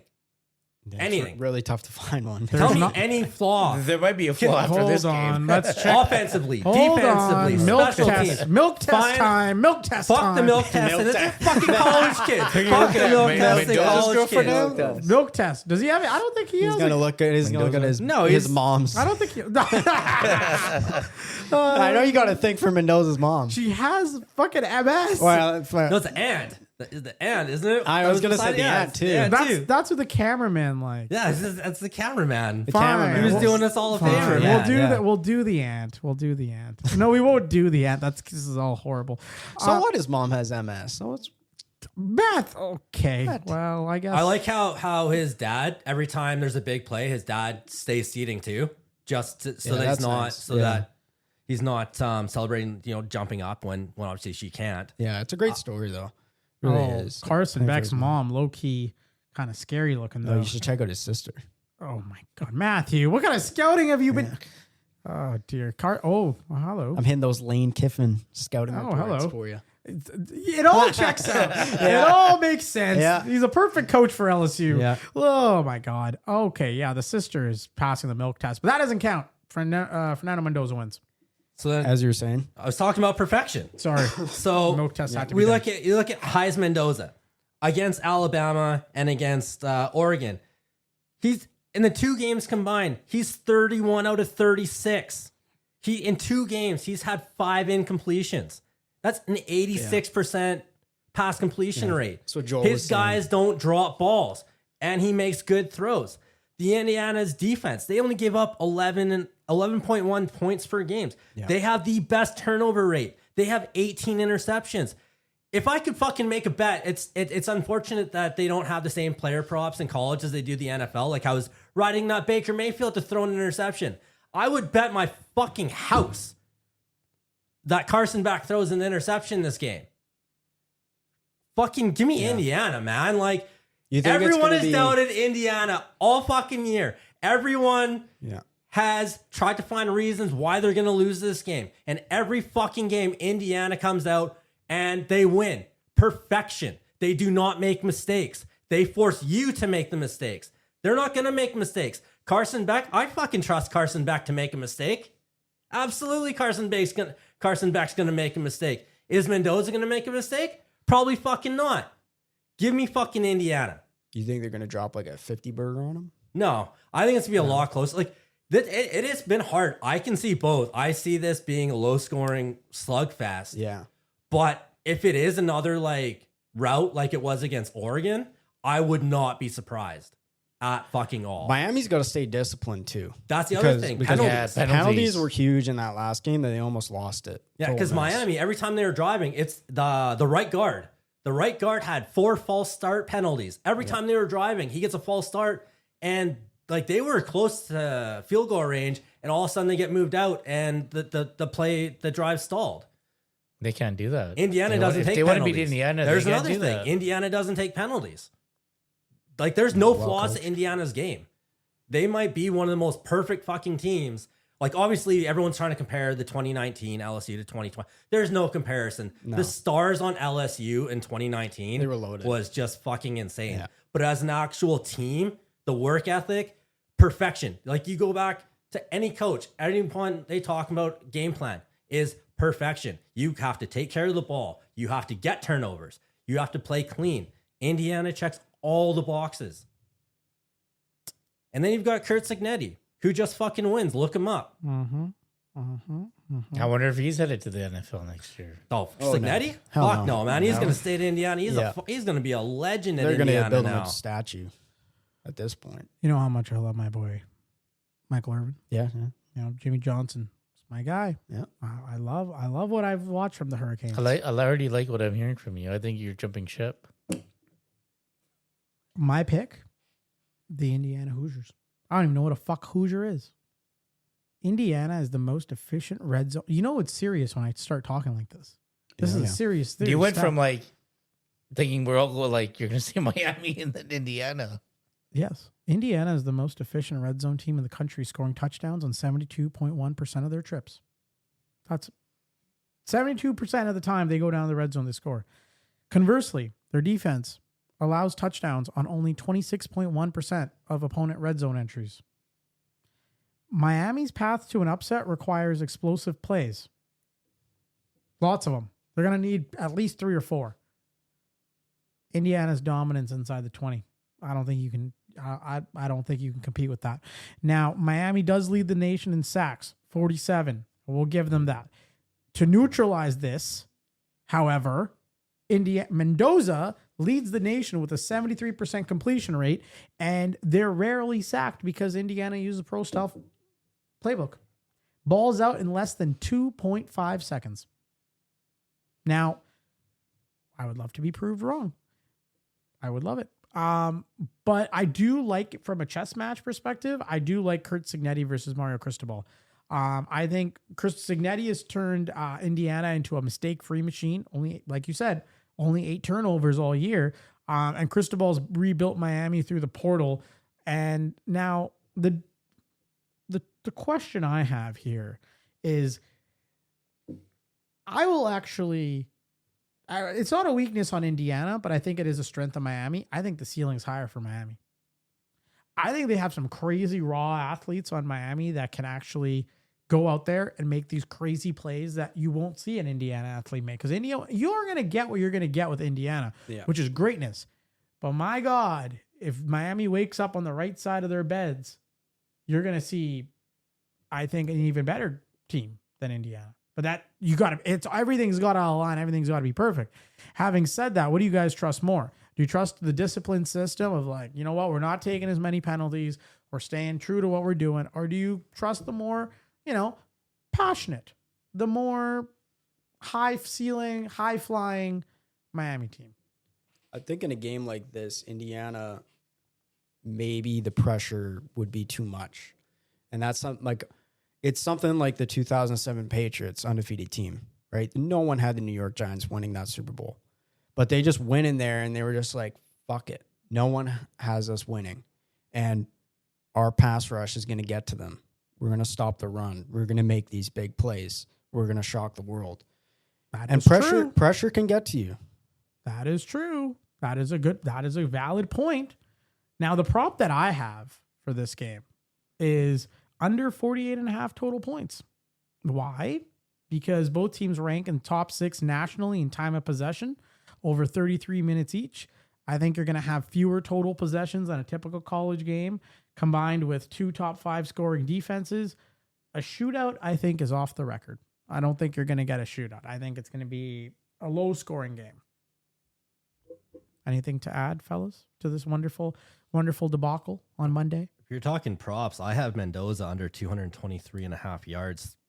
Yeah, watch that. Watch him put like 120 and 7 touchdowns. That's what I mean. Yeah. He hasn't had to throw it. He has that ability. He had 172 last game, 172 yards with 5 touchdowns. Yeah, because the defense makes their stops. You get the turnovers. You're working with some short fields. Mendoza's only hit over 223 once in the last 5 games, and that was against Wisconsin. Yeah, he's an absolute fucking menace.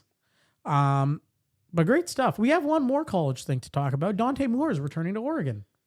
I guess he did not want to be a Jet. It's really funny for I feel sorry well, for the other guy. It's funny too because like, well, he must have heard too because obviously like you have your talks with your family, your coaches, and then obviously all the outside noise too. I think it's a great decision for him to stay in school. But now Dylan Raiola, like, are you going back into the transfer portal or are you going to sit a year? I think he'll go back into the transfer portal, honestly. I don't think he wants to sit. I think it's good. I agree with that. I think it's good for more, though. Like, a lot of people are going to look at it like, oh, he's giving up like $40 million, whatever, if he ends up being like the second overall pick. And He'll be the second overall pick next year, or maybe then a first overall pick. I don't think so. Is it like either way he's Honestly, going to I end up don't on the think so. Jets? I actually think he's going to drop a little bit. His games, he's not going to be a second. Based off the class, the QB class coming up, I think he's actually going to take a step back. Now, I still think he's going to go in the first round and he'll go high, but I don't think he's going to be as high as he is. But Dante Moore, welcome to Pittsburgh. development-wise, like, it's a smart decision. Like, in the long run, he's going to be a more well-rounded quarterback. You see a lot of these guys. Well, especially coming in the Oregon NFL. guys. So like Mariota, Nix, and Herbert all went back, and they all got drafted in the top 15 when they came back in the NFL. So Oregon is not, and there's a worse program to be in, Brandon, than to be surrounded by like Phil Knight money. No, Fucking- he's getting paid. Like, Yeah, like- and we were just talking about like that the other episode. Like, is it worth staying now? Because you know you're gonna get NIL money. Yeah. But that's the hard part too with football, because usually, like, if you're told you can go pro, you're gonna go pro. But with quarterbacks, you get thrown to the wolves. You get put in right away, and if you don't make it, all the noise comes in. Some teams don't have the patience, or you just don't see your trajectory get higher and higher every year. Like, you don't see the improvements year on year. Yeah. And there's nowhere to go. You get traded, you get cut, you go to another team, you turn into a backup. You know, it's not like baseball where you have single A, high A, double A, triple A. It's not like soccer when you have all the different divisions. It's not like fire. You know, NBA has the G League, NHL has ECH, AHL to develop you. No, there's no one- development. there's no development. There's no developmental league. So you get thrown to the wolves, and it's a sink or swim. It is. Yeah. It is. Let me ask this question to you guys. If the Jets weren't picking number 2, do you think his decision would have changed? Absolutely. No. Yeah, I was gonna I say don't absolutely, but it's like, you know what? I thought he should have said, because he has some raw issues that just need tuning. Yeah. Some work. So partially, like, if there was a team, like, say he's got a favorite team or he's got a top 5 teams, if it was one of those, and they're obviously he's gonna go. But again, with the Jets, their history, especially recent history with drafting quarterbacks, Like not Darnold good. and Fields. Because look at Wilson. Darnold. He didn't develop, and everyone casted him away. Everyone thought he was the biggest bust. Then look what he did in Minnesota. And when he went to Seattle, everyone laughed. And everyone's like, oh, you know, he was a system quarterback. He got lucky that year. He came to Seattle, and he's been even better.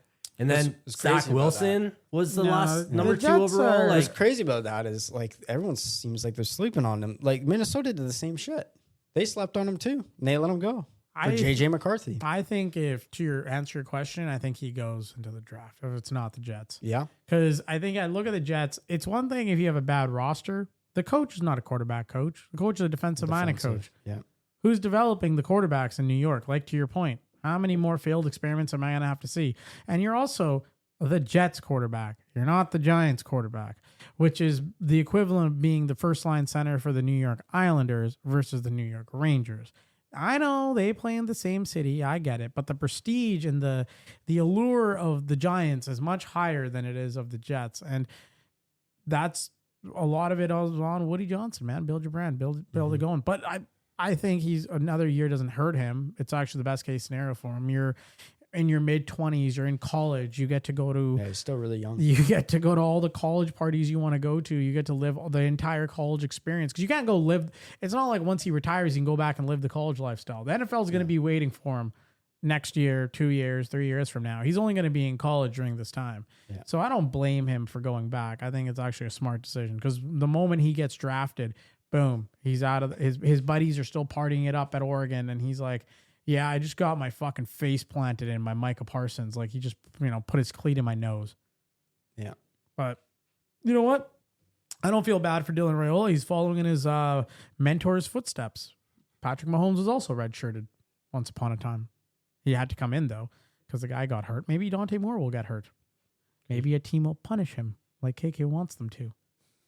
So do you think, to answer my question, do you think it would make a difference if the Jets were drafting No. 2? I think his mindset was go back to Oregon. Mindset was go back. Yeah. He's another year of, well, even learning, but playing college football and improving improving yourself doesn't hurt. Yeah. There it is. There it is. All right, fellas. You guys ready to talk some prospects? Yeah, let's do it. Absolutely. All right, here we go. So let's go through the edges first. So we got 4 edges and 4 running backs to talk about. I'm actually very excited about this. I love talking prospects. We'll start with you, Brandon. We got Ruben Bain Jr. Tell me about him. So Ruben Bain Jr. is our kind of guy. This he's a chaos. Like, he's the guy that coaches, coordinators, you have to game plan around. You don't want to go at him. You don't want to let him in. In 2003, he was the ACC Defensive Rookie of the Year, and this past season, he was the ACC Defensive Player of the Year. So the accolades are there. Like, this guy is just a fucking animal.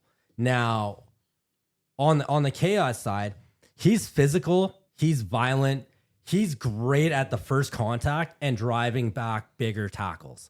Like, watching him push guys that are fucking huge, way bigger than him, and he pushes them, he drives them right back. Now, the interesting part is going to be going to the next level in the NFL, because it's easy to push kids that are your age, maybe a year older, couple years younger, but in the NFL, you're going up against grown men. On the tackles are some pretty big fucking boys. He can line up anywhere. The big thing for me with him is going to be the combine. What drills does he participate in? Because when you look at weaknesses, the only thing there's 2 weaknesses I can think of. One is what everyone talks about is his arm length. He doesn't have the biggest arms.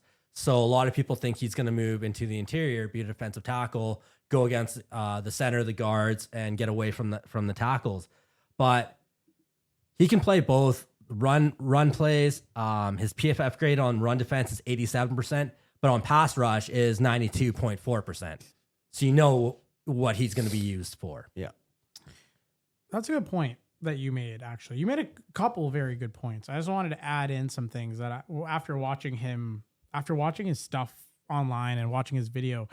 So I've found out there's a term that people like NFL teams use to describe him. They call him forklift certified.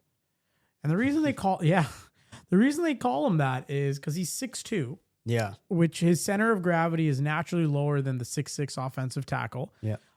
So he uses this low to high leverage. And what he does is he gets his hands underneath their shoulder pads of the blockers and lifts them off their anchors. Like where you're talking about. And just drives them back. And then just drives them into the quarterback's lap. He does this violent like bolt to pull move. And what I'll do is like, we'll do a video analysis of this too. So we'll put it up on YouTube and Instagram about this, but it's his bolt to pull move. So he shocks the lineman with a heavy initial punch and then immediately jerks them forward to swim pass. His hands are amongst the quickest and heaviest in this class and allows him to win early in the rep before his lack of length becomes a factor.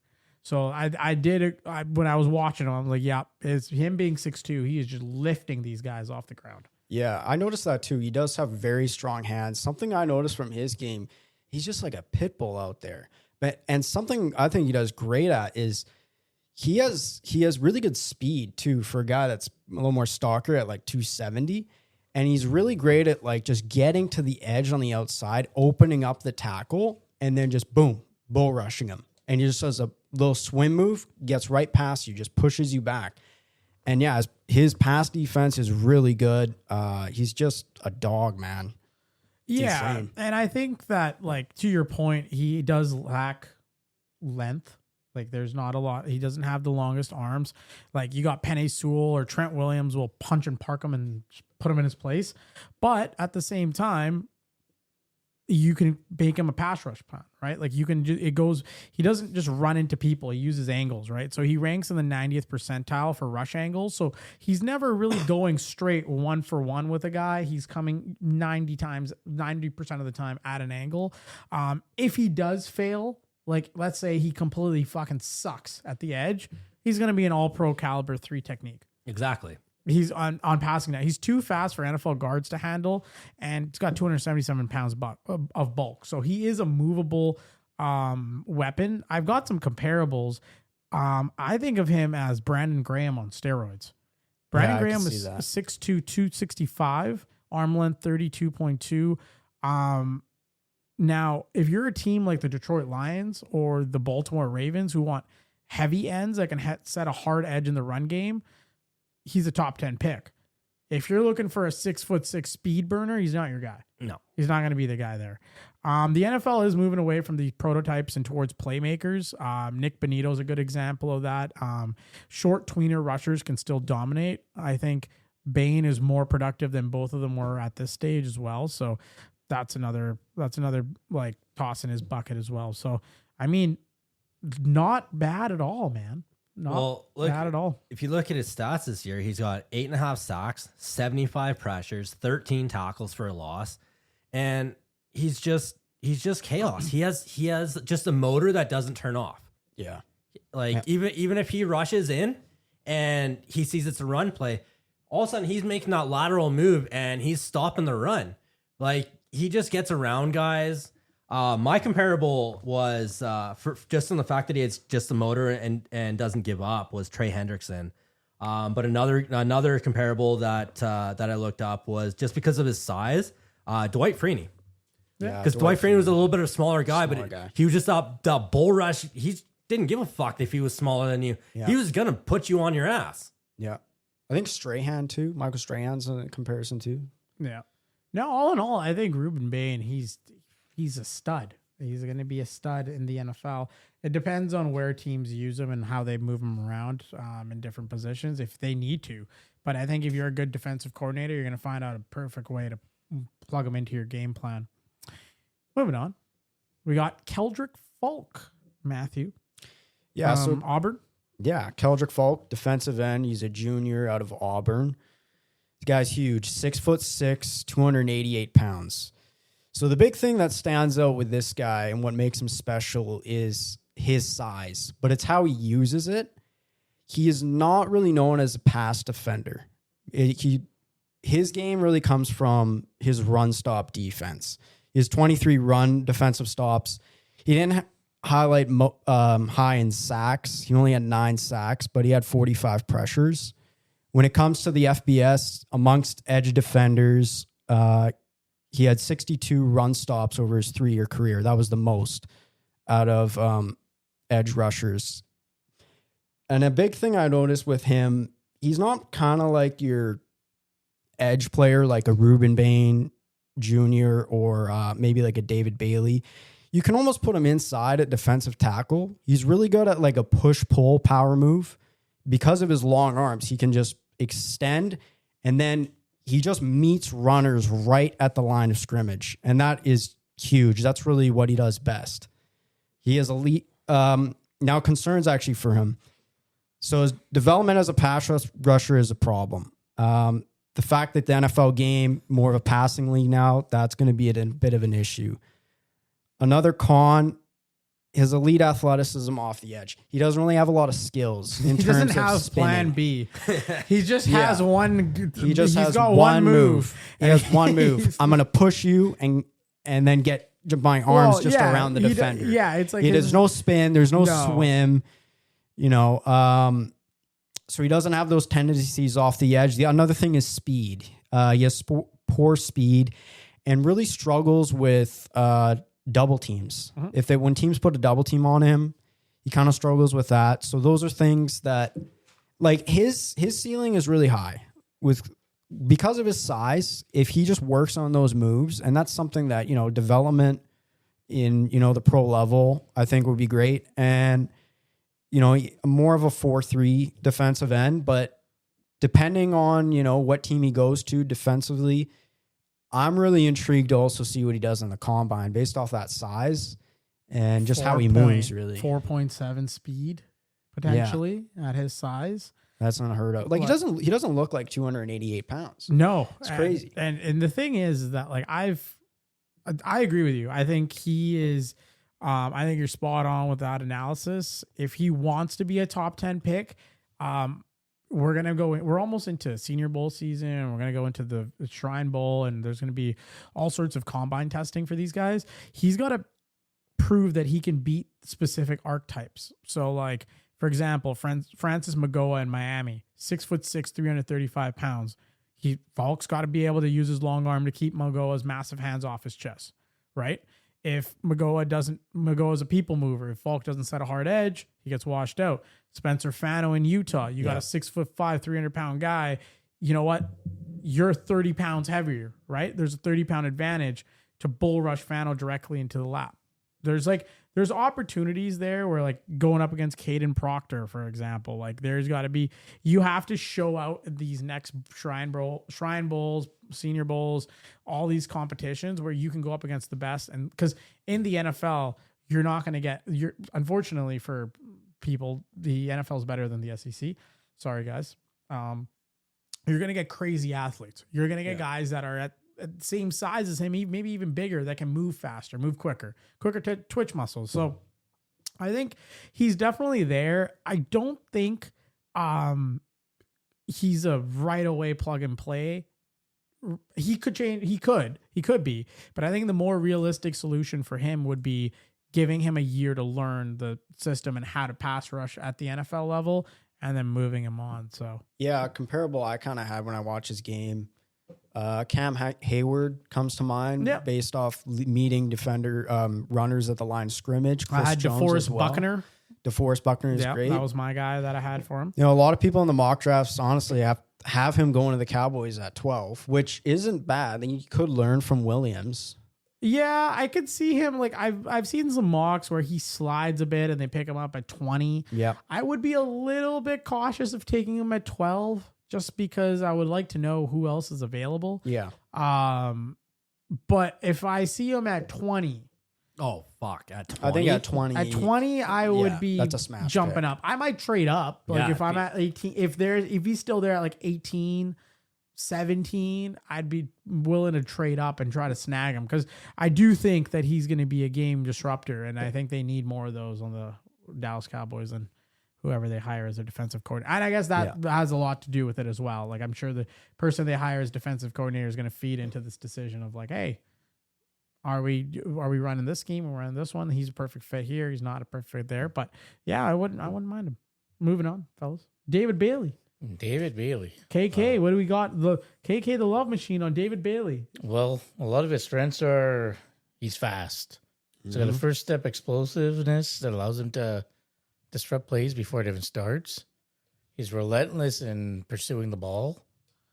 So he's going to get a lot of fumbles. Well, he was number tackling. one in pressure, right? In FBS. He didn't pressure that quarterback, but he's also relentless on that football. Yeah. He's actually really good in zone drops. Okay, yeah. So could be used in multiple. You can use him. I see him more as an undersized defensive edge. Yeah. Yeah, I can see that. He could be used more like as a linebacker as well. Yeah, 6'3", 250. I mean, he's 22 years old, so there's lots of room for development. What's the knock on him? Knock of him, he over pursues a lot of the football. Yeah. So he leaves his lanes open, the gaps are open. But a big knock on him is he's not disciplined. Takes a lot of penalties. My boy that Dave sounds like a fucking Dallas Cowboy right there. He sounds like my type of player. A lot of penalties. I really want to see how he does physically. Apparently, he's really undersized. Yeah, he is. I want to see how he adapts to playing against the big boys. The thing is that until he does the bench press, until he starts doing these combine exercises, you can look at his weight and you can be like, all right, he's 250, he's 6'3", he's like this, that, the other, or a big guy who's like 6'6", weighs so much. Yeah. Until they actually start doing the exercises, you won't actually get an idea of how strong they truly are. Yeah. And I think that's important because we're going to do a lot of these prospect analysis, and we might go in and we might say so-and-so 6'3", whatever. Until they actually show us how strong they are at the combine, I'm going to give them the benefit of the doubt of like, hey, this could be a player. Now, to your point, David Bailey, 2025 unanimous All-American and Big 12 Defensive Lineman of the Year. Him, along with my boy that I'm going to talk about after, led that Texas Tech team to be a thunderous defensive team. They take a lot of penalties. You're right. They take a lot of penalties. they're doing some bad stuff. But now what I will say is my projection for David Bailey is he's going to lead all rookies in pass rush win rate, but will play fewer than 50% of the total defensive snaps. I think he'll be used as a specialist. You're going to see him a lot of third downs. That's where I like watching his film. I can see teams using him at like, you know what? He's not going to be able to defend against the run as well, but hey, let's get him as a designated pass rusher on a 3rd and long, because he, like you said, he's off the line before the team has time to set up. This guy has insane speed. Yeah. So you get him. He runs all over the field. Yeah. And you get him as like 3rd and 15, right? Throw this guy out there. All right, go get him. Right. Yeah. And eventually, as he learns more things, he can start playing more reps. But I think year 1, you're going to see a lot of 3rd down David Bailey. And I would not be surprised if he's on the highlight reels and all you hear is announcers going, David Bailey, Texas Tech with a sack. Or if David Bailey, Texas Tech forces the incompletion. Think early career Micah Parsons. Yeah, that's what I was thinking. Right? That's who I was trying to compare him to. How many times did you hear in that first year of Micah Parsons where people were like, huh? Who's this guy? They drafted a linebacker, but he's like an edge? What's going on? That could very well be David Bailey. He could be a part of those big time plays where you're praying for your quarterback to throw a touchdown, and instead David Bailey's sitting on him. Balls to face. I was also comparing him to a little bit of Nick Bonito. Yeah, I definitely that's all over the field. In In the game. Yeah. I had him as Hassan Reddick as well. I had another guy there. Force multiplier. I think the quarterbacks are like, for those quarterbacks that love to stay in the pocket, you got to get the ball out faster when you get this guy coming down. Yeah, he's not like the hardest hitter out there, but if he just gets to you, like just it's not even really just quick off going the after line. the quarterbacks. Is even like running backs. You hand the ball off, like pursuits. He's already there. Yeah, he's already pursuing the ball. Yeah. No, I think that's huge. And I think the way running backs are more and more, it's evolved how they're included in offenses now. You see RPOs, you see screen passes, you see little dinky-dory handoffs. You see a guy like David Bailey coming at you, you're going to think twice about that. And now on another Texas Tech edge, Romello Height.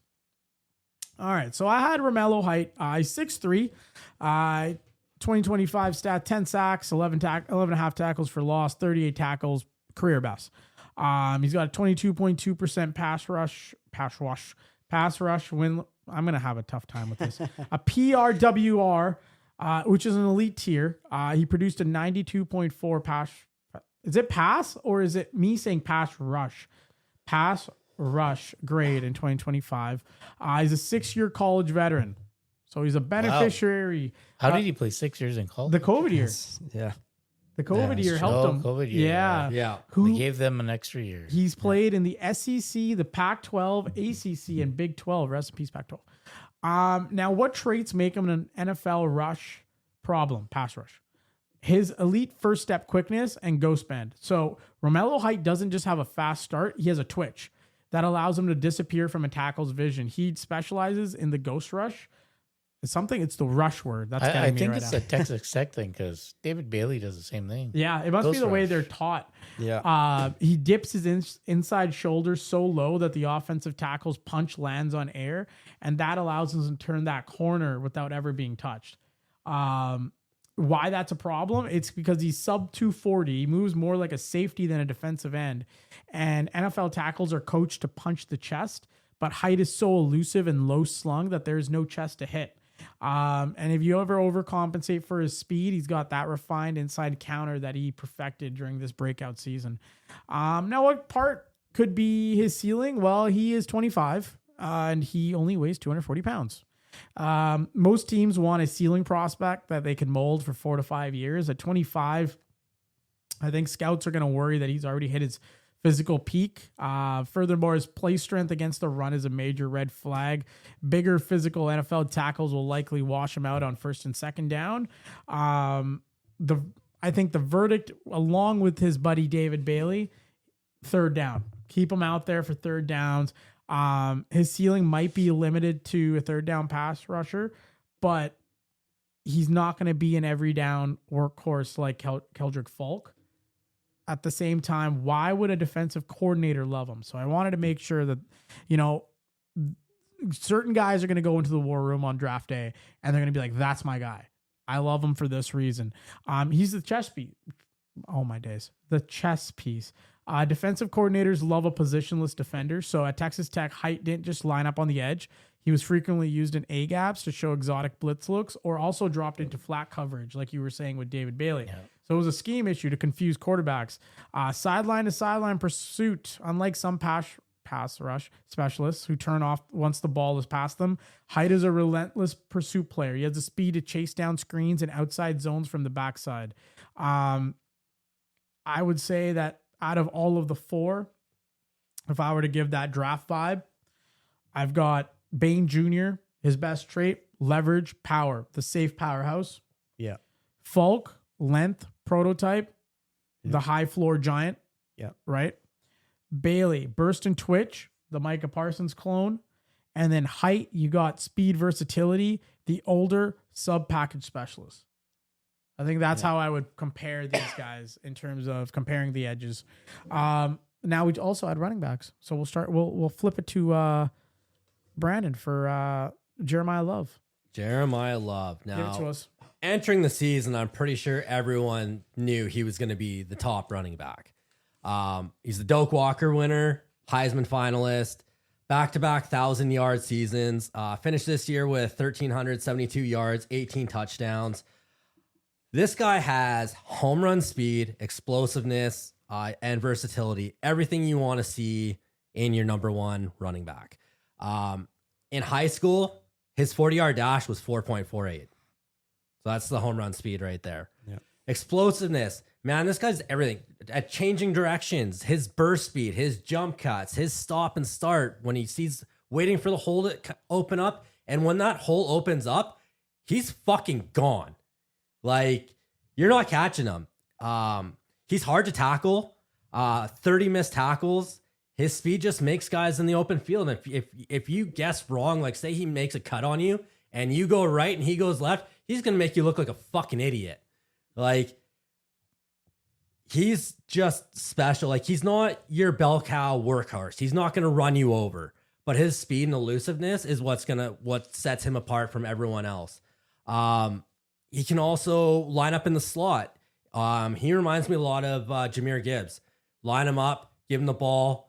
If he's in open space in a check down, if there's space around him, good luck catching him. Good luck tackling him. Now, with his weakness, pass protection. Mm-hmm. He's not going to be your blocking running back. He's not going to be... He benefited a lot from that offensive line that they have in Notre Dame. You know, he's not going to pick up a blitz, and guys, if he does, guys are just going to run him over because he does have that leaner frame. But he's going to be that 3-down back, but he's going to be lined up in the slot, or, you know, like an Alvin Kamara, just do a little fucking, just get open and I'll get you the ball, check down, dump down, get in space, and just fucking go.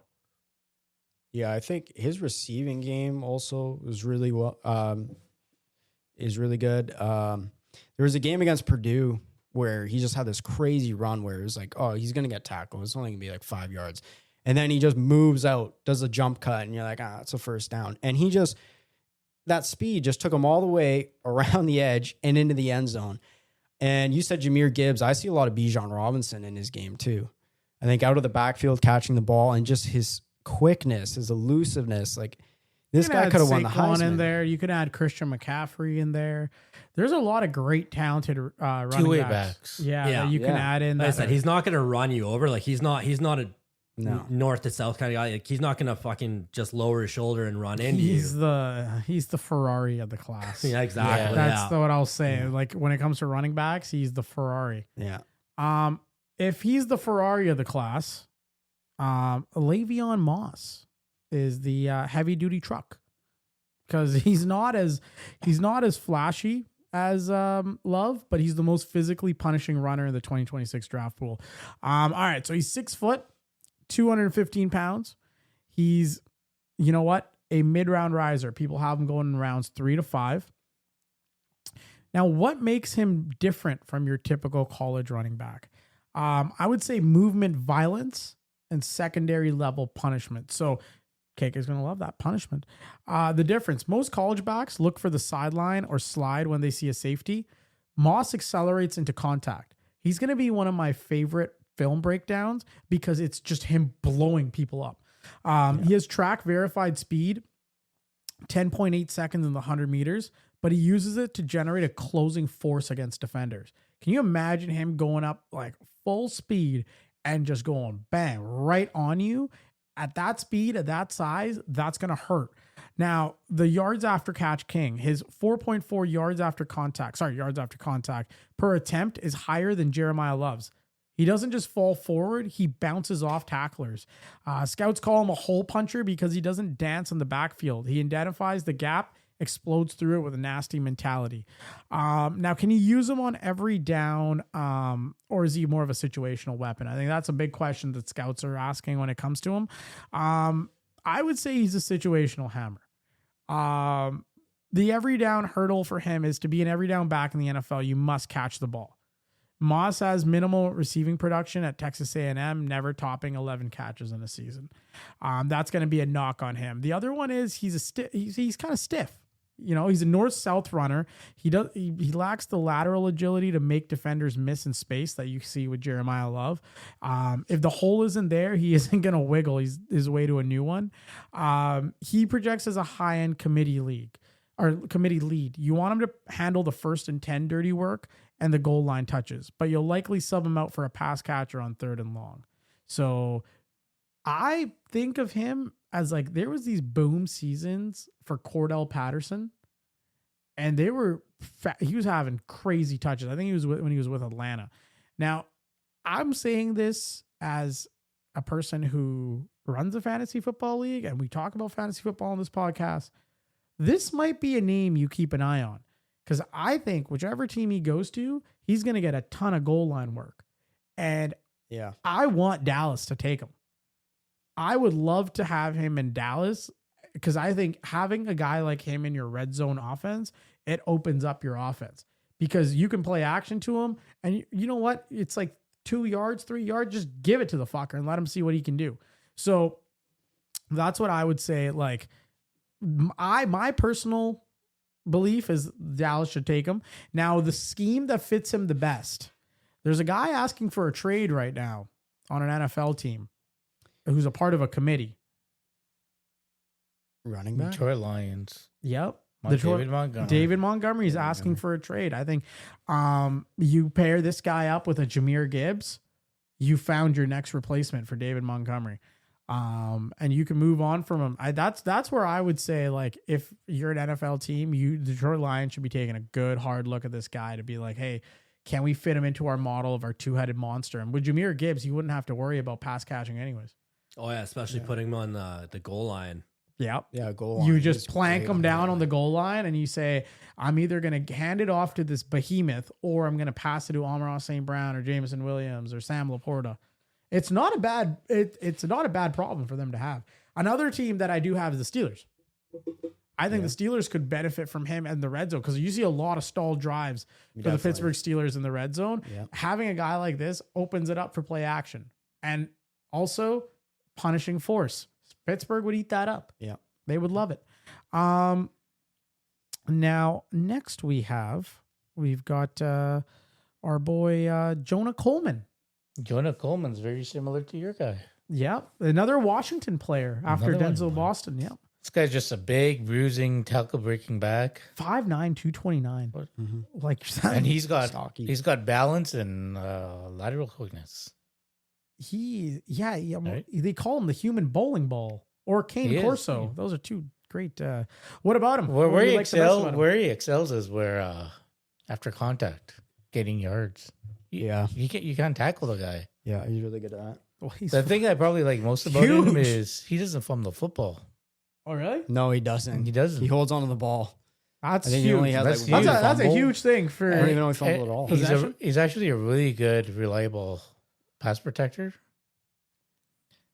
Now, my thing is he does these things that are great. Okay. I keep thinking about how heavy he is and how short he is. What's his speed? Is that the knock on him? His speed? No, he is He has no home run speed at all. Yeah, that's what I was thinking. he has no home I run was speed like, at all. I was like, we're not going His speed is really low. I was like, we're not going very Really far. low in NFL standards. But we can get a first down, but we're not going for the big 60-yard rushing attempt and rushing touchdown. And the big knock on him is he's not a pass catcher. Ah, that's true. okay. He doesn't really catch the ball much. Yeah, I guess he's more of a chain mover. Yeah. Right? Like, Yeah. Chain mover. My comparison a lot is to also David Montgomery. Oh, okay. All right. It also reminds me a lot of the old Marshawn Lynch. Okay. Yeah. Can't really catch out of the backfield, but he'll go down and he'll get you those yards. Yeah, he's a chain mover. So get him down. Yeah, he goes downhill. Yeah, I could see goes Marshawn down, Lynch in his game. No, that would be something. I think I'm going to steal that for when we do his video analysis. We're going to steal that. A fit for him, I have him also replacing David Montgomery in there. Beautiful. But I also think he would really do well on a team like the Indianapolis Colts. Pairing him up with Jonathan Taylor. Yeah, pairing up with a guy Having that that has 1-2 speed. running back punch now. They don't really have that in India. They don't have that in No. Indianapolis. No, that would be a good one because like you would have the guy with the breakaway speed and then give that guy a break. Throw in this guy who's not gonna you're not Short gonna lose yardage, goal line guy, just like your guy. or even like let's say Jonathan Taylor popped off for 25 yards. He needs to catch his breath. This guy, you're not fumbling with him. You're also not going behind the chains. It's actually a pretty good win. And he's a really good pass protector. And there you go. Right? I hope he is. He's built like a Yeah, no shit. You better be able to pick up a fucking blitz. built like a tank. No, that's awesome. I think I'm going to use those comparables for when we do our videos and our last prospect. We got the man with the best, Jam Miller. Jamarian Miller, as they like to call him, Jam Miller. He's kind of the most vibes guy out there, especially on Alabama. He's pretty short, 5'10", but 218, senior out of Alabama. Led the team in rushing with 504 yards and 3 rushing touchdowns. He only had one game over 100 yards, but it was a good one against Vanderbilt. Some stuff he does really well. He's more like a role-specific contributor, so he's not going to play every down. You're kind of just going to put him in there if you want to run like a certain play out there, move the chains kind of guy. His vision is really good. He's really good at finding the holes. He's got great patience. He's very much a north and south runner, but he still has really good lateral cuts and agility. A big thing about him, too, is Jam's got a low center of gravity, so he's really good at just bouncing off tackles. Which I see is a common theme of like these shorter running backs is it's not so much they're going to evade the tackle. They actually embrace the contact. Yeah. Like they want they want to get hit kind of thing. Yeah, and that's why I said he's like the ultimate vibes guy out there because you just see him bounce off these defenders, this small like bowling ball kind of players. So, hard to tackle. Yeah. Now, problems with Jam Miller, and this is why he's probably going to go in the later rounds, like 5 to 7, is he lacks that elite level speed. He struggles to get away. A lot of the times you'll see him kind of run to the outside. If he gets into open space, he's not going to outrun you. A defender He gets caught from behind. He definitely gets caught from behind. He's not going to outrun you. He's not going to hit the home run ball. Once in a while, if he has enough space, he will. The other thing is his limited impact catching out of the backfield. He's not really known for catching the ball. He's not really receiving back. So that's going to be a bit of a problem. And because he's a straight line runner, he's not the best in the open field. He's not as elusive. He's not going to be like a Jeremiah Love. You're not going to see his agility go off. He, like I said, he's role specific contributor, not going to go high in the draft, but he's going to be a guy. I don't really have a comparable for him. He's like a short, stocky kind of guy. Like it's not really your typical, it's not your, he's an old school back. He's just describing an Italian. Yeah, pretty much. A short, stocky type of guy. You know? That makes good sauce. Exactly. But yeah, he's not going to hit the home run ball. Players don't need comparables. And I think that sometimes it's okay to say this player, I have no fucking idea what he would be in the NFL because maybe the NFL has never met a Jam Miller. And maybe he pops into the NFL and next thing you know, in 10, 15 years, he's the comparable that people are giving for other people, right? Like, I don't think people had met really like some of these wide receivers and running backs you see now. they're insane athletes. Like you know, Marshawn Lynch was one of one. exactly. So like sometimes it's like I feel like everybody Marshawn Lynch is definitely a 101. both off and Like on the there, field. there was and no off one the really field. before him that kind of did that. Yeah, but like you The see only it- guy before that, in my opinion, was like a Bo Jackson, a big guy that was just hard to bring down. but I don't think Bo Jackson was as crazy as Marshawn Lynch off the field. No. Marshawn Well, Lynch, hey, shout Bo out to Jackson Marshawn. was probably a guy that would just go home and you never see the guy again. Yeah, man's going to church on Sundays. Marshawn Lynch is eating Skittles out of big. That's his lunch. Big-breasted women in Seattle. True story. Fellas, to wrap up the podcast segment for the prospects, I just wanted to ask a question. So, for the sake of this, I know I love Jam Miller. I love my guy too, but they're not getting drafted in the top 15. That's not happening. So let's just use Jeremiah Love as the running back. But would you rather draft a rookie running back or a rookie edge in the top 15? See, the thing with the NFL that's different is you're drafting on your team's needs. Even Yeah. if he's a better player, if you're, it all depends on what your team needs. But you have, with rookie running backs especially, you have to kind of temper your expectations a little bit because it all depends on your. You got to remember he's still a rookie. It all depends on how is your offensive line. Because if your offensive line sucks, it doesn't matter how good you are as a rookie. You're playing with men now. You're not playing with boys. You're playing with men. Look at Ashton Genty. Okay, yeah, like 975 yards. That's good. If he had an offensive line in front of him, I mean, he's going for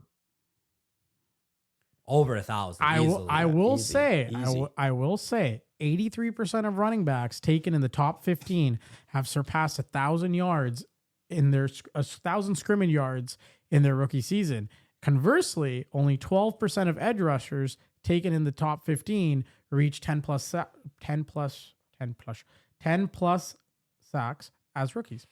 The problem is this class of edge rushers, though, is really good. And the class of running backs It's not that good. drops that off. good. Yeah. It drops It's off Jeremiah after Love, Jeremiah and Love, then- yeah. It's Jeremiah Love, and It then really And then the drops later off. rounds. on the later rounds, you go hunting. Yeah, you have like Jeremiah Love, definitely number one, and then Jonah Coleman's probably number two. I know another guy, Nick Singleton, really dropped off at Penn State. He could have gone pretty high, but injuries kind of played a factor. I would go with the edge rushers, though, still. I think they're just game wreckers. You know, like you said, running backs, they take a while to develop. You need to have a good offensive line, a good scheme for them. How do they work in with the receivers, right? With edge rushers, we know the TJ Watts, the Micah Parsons, the Nick Bosa's. You just put them in and they just wreck the game. They just bull rush. They're your their every speed. down players.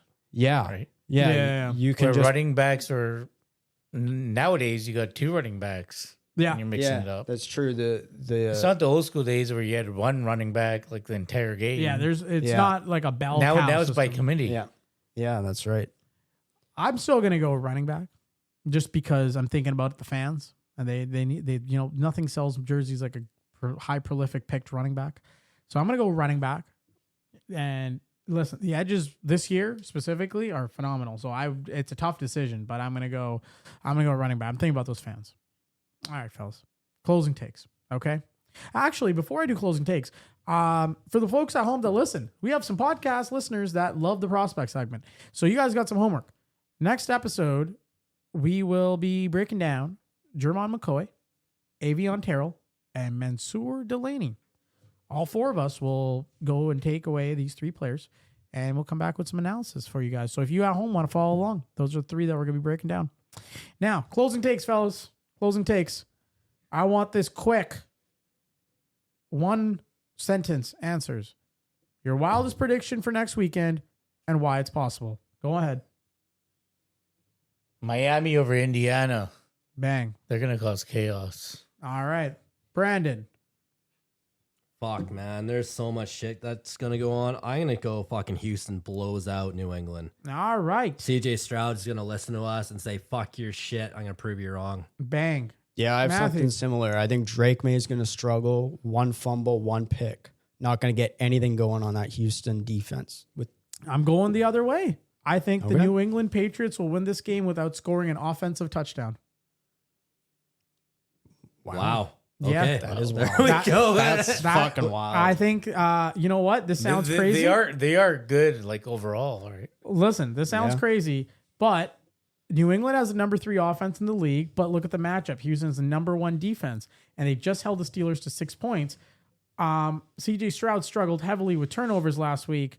Mike Vrabel uses those stimulated pressures, dropping 8 into coverage while only rushing 3. He can bait Stroud into seeing some ghosts. We can just have some defensive touchdowns. That's all I'm saying. One player nobody's talking about who will make some noise this upcoming weekend. Brandon Cooks. I got Kyron Williams. He's not talked about enough in that offense. He'll make a difference. I'm going with Malachi Toney. This guy loves Miami. I love Miami. He's about to grab a belt. I think he's the X factor in the game. You got to feed him the ball and just let him turn on the Jets. The illegitimate brother of Kadarius. This guy's going to go down to Miami and hold that trash can from Michael Irvin. KK is finding his team. The bracket is coming. He's going to hold that trash can and say, there's Michael, a couple punish teams in the mix this. still. Yeah, the bracket is coming soon. My guy is Colson Loveland. I think everybody's talking about the Rams defense is supposed to stop the big 3 receivers, Moore, Dunze, Burden. But I think you got a big boy in Colson Loveland. That's right there. All right. Final prediction on who advances from both the AFC and NFC. I gotta go with the Rams and the Bills. I've got the Bills and the 49ers. Bills and 49ers. I got the Bills and the Rams. Oh my God. I'm I know going where you're going. Broncos Seahawks, fellas. Broncos Seahawks. Let's go. Sean Payton put a hit on him. Fellas, an absolute dog of an episode. We'll be back after all this chaos settles down with the national championship and these games this weekend. If you don't follow us already, Red Zone Blitz Pod, TikTok, Instagram, X. Subscribe to us on YouTube. What the fuck are you doing? Red Zone Blitz Podcast on YouTube. Subscribe to us. We're going to be dropping some crazy content coming your way. We'll be doing some film studies and all sorts of great stuff. More content on the way. We are going to the NFL draft. Things are happening. All is well in the world. Until next time, fellas, do we have a message for the folks at home? Top of Miller Lite. There you go. Miller time. It's Miller time. It's Miller time. KK? Enjoy the games having that Miller Lite. All right. And for the rest of you, it's G. Brandon. And I'm Matt. KK. And we're out.